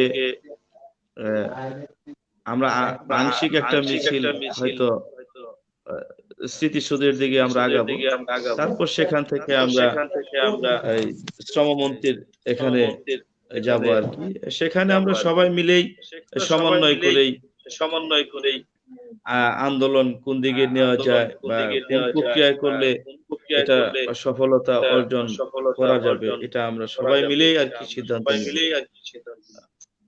তবে সফল না হওয়া পর্যন্ত আমরা এই আন্দোলন থেকে আমরা সরে আসছি এবং এই আন্দোলনের মধ্য দিয়ে আমরা অন্য শ্রমিকদেরকে মানে ইপিজেড এর অন্য শ্রমিকদেরকে আমরা জানান দিতে চাই যে তোমরা এই শুরু থেকেই এই সংগঠনদের সাথে যোগাযোগ করা, যেটা আগে কিন্তু ইপিজেড এর শ্রমিকরা করে না। তারা ব্যবসাকে দেখে ব্যবসাকে সময় দেয় এবং ব্যবসা যদি এখানে যে টাল বাহানা করছে সেটা যদি এওয়ান শ্রমিকদেরকে যদি ঠকাতে পারে তাহলে আরো যারা সামনে আছে তাদের কিন্তু সেই চিন্তাটা করবে আর কি। তবে আমরা এই আন্দোলন সফল না হওয়া পর্যন্ত আমরা লিমা আপা সহ আমরা সবাই একসাথে থাকবো। জি জি জি, থ্যাংক ইউ আল কামরান ভাই। সারোয়ার ভাই যদি একটু বলেন যে A1BDর এই আন্দোলন সফল করতে আগামী দিনে আসলে কি ধরনের কর্মসূচি গ্রহণ করবেন বা কি ধরনের ভাবনা ভাবছেন? ধন্যবাদ কনকদা। আমাদের কামরান ভাই ইতিমধ্যে বলছেন, আমি কিন্তু ওইভাবে সরাসরি বলবো না, কারণ হচ্ছে সময়ের সাথে সাথে আন্দোলনের কৌশল পরিবর্তন হয়। বঙ্গবন্ধু যেমন দেখিয়েছেন কিভাবে সাহস করিয়ে আন্দোলন করতে হয়, আবার মাওলানা ভাসানী আমাদেরকে দেখিয়েছেন কিভাবে বাধা আসলে সেখানে মুনাজাতের মাধ্যমে আন্দোলন করতে হয়। তো সেটা হচ্ছে কামরান ভাই আমাদের কর্মসূচি ঘোষণা করেছেন। আমরা সিচুয়েশন অনুযায়ী আমাদের হয়তো প্ল্যান চেঞ্জ হতে পারে, কিন্তু আন্দোলন অব্যাহত থাকবে যে পর্যন্ত এই শ্রমিকরা তাদের ন্যায্যতা না পাবে সে পর্যন্ত আমাদের ঐক্যবদ্ধ আন্দোলন চলবে। এবং এই আন্দোলন একটা জিনিস আমরা, যেটা আমি তাসলিমা আপাকে সেলিউট জানাই, গত 10-11 মাসে একটা আন্দোলন হচ্ছে আমরা দেখি যত টাইম যায় তত আন্দোলনটা দুর্বল হয়। এই শ্রমিকদের মধ্যে যে ডিসিপ্লিন, তাদের মধ্যে যে গাইডলাইন, নিজেদের মধ্যে যে কন্ট্রোলিং, এত সুন্দর ডিসিপ্লিন, ওরা আমার মনে হয় আমি মুগ্ধ হয়ে যাই তাদের কার্যকর্ম দেখলে। আমি আর কামরান গত কয়েকদিন আগে রাত্রে 1টা পর্যন্ত ছিলাম, খাওয়া দাওয়া করছি, আমরা পর্যবেক্ষণ করলাম তাদের রান্না থেকে শুরু করে ডিস্ট্রিবিউশন থেকে শুরু করে, এবং তাদের যে চেইন অফ কমান্ড।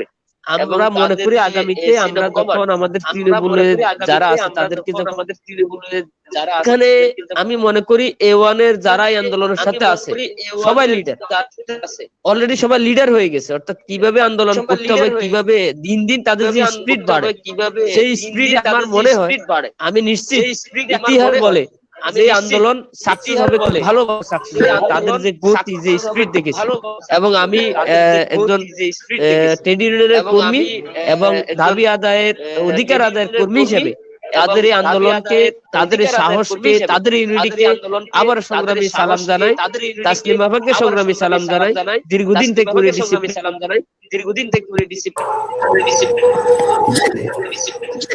ধন্যবাদ সারোয়ার ভাই। লিমা আপা, আপনাকে দিয়ে শেষ করবো। লিমা আপা, আপনি যদি বলেন যে আগামী দিনে এই যে আন্দোলনটি দীর্ঘ সময়ে গড়ে তোলা আন্দোলন, প্রায় 10-11 মাস হয়ে গেল, যেটার সাথে স্থানীয়ভাবে সকল অপরাপর সংগঠনগুলো আজকে এখানে যারা আছেন, এর বাইরেও আরো অন্যান্যরা আছেন যুক্ত, সেটাকে নিয়ে ঐক্যবদ্ধভাবে সামনে যে লড়াইটি করে আসেন, সেই ইউএনের শ্রমিকদের অধিকার আদায়ের ক্ষেত্রে সামনের দিনগুলোতে আসলে কি ধরনের পদক্ষেপ গ্রহণ করতে যাচ্ছেন, সেটা যদি একটু সবার উদ্দেশ্যে একটু বলার মধ্যে দিয়ে আমরা শেষ করতে প্রথম থেকে আমরা এই আন্দোলনে মাঠের আন্দোলনকে বিশেষভাবে গুরুত্ব দিয়েছি। মাঠের আন্দোলন চাপ যদি অব্যাহত থাকে সেই ক্ষেত্রে শ্রমিকদের পাওনা দ্রুত পাওয়ার সম্ভাবনা দেখা যায়। আমরা এপ্রিল মাসের দিকে রোজার ঈদের আগে তখন তারা একটা পেমেন্ট দিতে বাধ্য হয়, কারণ করোনার সময় যেহেতু শ্রমিকরা বারবার মাঠে আসছিল এবং তাদের অব্যাহত আন্দোলন চলছিল, সেই পর্যায়ে কিন্তু তারা 2 মাসের বেতন দিবে বললেও সেটা না দিলেও তারা একটা অংশ 20,000 টাকা করে, কাউকে 10,000 টাকা করে দিতে বাধ্য হয়েছিল। এবং পরবর্তী সময় তারা বললো যে তারা এপ্রিল মাস পর্যন্ত বেতন দেবে, একটা পে স্লিপও দিল, কিন্তু সেটা আর তারা পরবর্তীতে তাদের এই আইনের স্বাক্ষরের কারণে তারা আর সেটা থেকে নিজেদেরকে বিরত করলো। না, আমরা মনে করি মাঠের আন্দোলন অত্যন্ত জরুরি। চাপ প্রয়োগ করার জন্য আমরা প্রয়োজনে প্রধানমন্ত্রীর কাছে এই বিষয়ে জবাবদিহিতা চাইবো যে কেন আসলে আমাদের শ্রমিকদেরকে এই ভোগান্তি পোহাতে হচ্ছে, এবং পাশাপাশি এখানে আইনের যে ফাঁকফোকর গুলো দিয়ে শ্রমিকদেরকে আটকানোর চেষ্টা করা হচ্ছে, সেই আইনগুলো আমার মনে হয় আমাদের শ্রমিক নেতৃবৃন্দকে বুঝতে হবে, আমাদের শ্রমিকদের কাছেও সেই বিষয়গুলো নিয়ে যেতে হবে। আপনি জানেন যে 1 বছর পার হয়ে গেলে আপনি আইনগতভাবে যে লড়াই করতে পারেন সেটাও দুর্বল জায়গায় চলে যায় শ্রম আইনের ক্ষেত্রে। ফলে একটা কারখানার পাওনা ক্ষেত্রে আমরা সেই জায়গাগুলোকেও আমরা দেখতে চাই যে কোন আইনের বলে আসলে সরকার যেই প্রতিষ্ঠানের দেখাশোনা করেন, প্রধানমন্ত্রী যে নিজে ব্যবসার দেখাশোনা করেন, সেই জায়গায় কিভাবে এরকম অনিয়ম হতে পারে সেই বিষয়ে প্রয়োজনে আমরা আইনের যেই জায়গাগুলো সেগুলোকেও পরখ করব, কিন্তু কখনোই মাঠের আন্দোলনকে বাদ দিয়ে নয়। মাঠের আন্দোলন আমাদের চলবে, সেটা পরিস্থিতিগত কারণে কৌশলগত জায়গায় যেটা অন্যরা বললেন সেটার কিছু পরিবর্তন হতে পারে, আগু পিছু হতে পারে, কিন্তু আমরা মাঠের আন্দোলনটাকে অব্যাহত রাখতে চাই। এবং আমাদের শক্তি হচ্ছে আমাদের শ্রমিকরা এবং বিশেষভাবে আমাদের স্থানীয় নেতৃত্ব যারা আছেন আশুলিয়া, তারা সবাই যদি আমরা একসাথে কাজ করি নিশ্চয়ই আমরা একটা পথে এগোতে পারবো সবাই মিলে। জি, ধন্যবাদ লিমা আপা, আল কামরান ভাই, সারোয়ার ভাই, সৌমিত্র কুমার দাদা, মঞ্জুর ইসলাম মঞ্জু ভাই এবং আমাদের সাথে অরবিন্দ ব্যাপারী, যিনি প্রথম অবস্থায় যুক্ত হয়ে পরে আসলে সংযোগ বিচ্ছিন্ন আমাদেরকে মেসেজ দিয়েছে যে উনি আসলে নেটওয়ার্কের সমস্যার কারণে যুক্ত হতে পারছেন না। সবাইকে আপনাদেরকে অসংখ্য ধন্যবাদ, আপনারা সময় দিয়েছেন, শ্রমিক সাথে কাজ করছেন, লড়াই সংগ্রাম করছেন জীবনের ঝুঁকি নিয়ে করোনার মধ্যে, এবং আপনারা বিভিন্ন মানসিক নির্যাতন, জেল জুলুম সবকিছুর মধ্য দিয়ে এগিয়ে যাচ্ছে। সবাইকে আপনাদের এর বাইরেও আপনাদেরকে অসংখ্য ধন্যবাদ এবং আপনাদের জন্য সবসময় শুভকামনা থাকলো যারা আপনারা শ্রমিকের অধিকার আদায়ের এই লড়াইয়ে যুক্ত আছেন।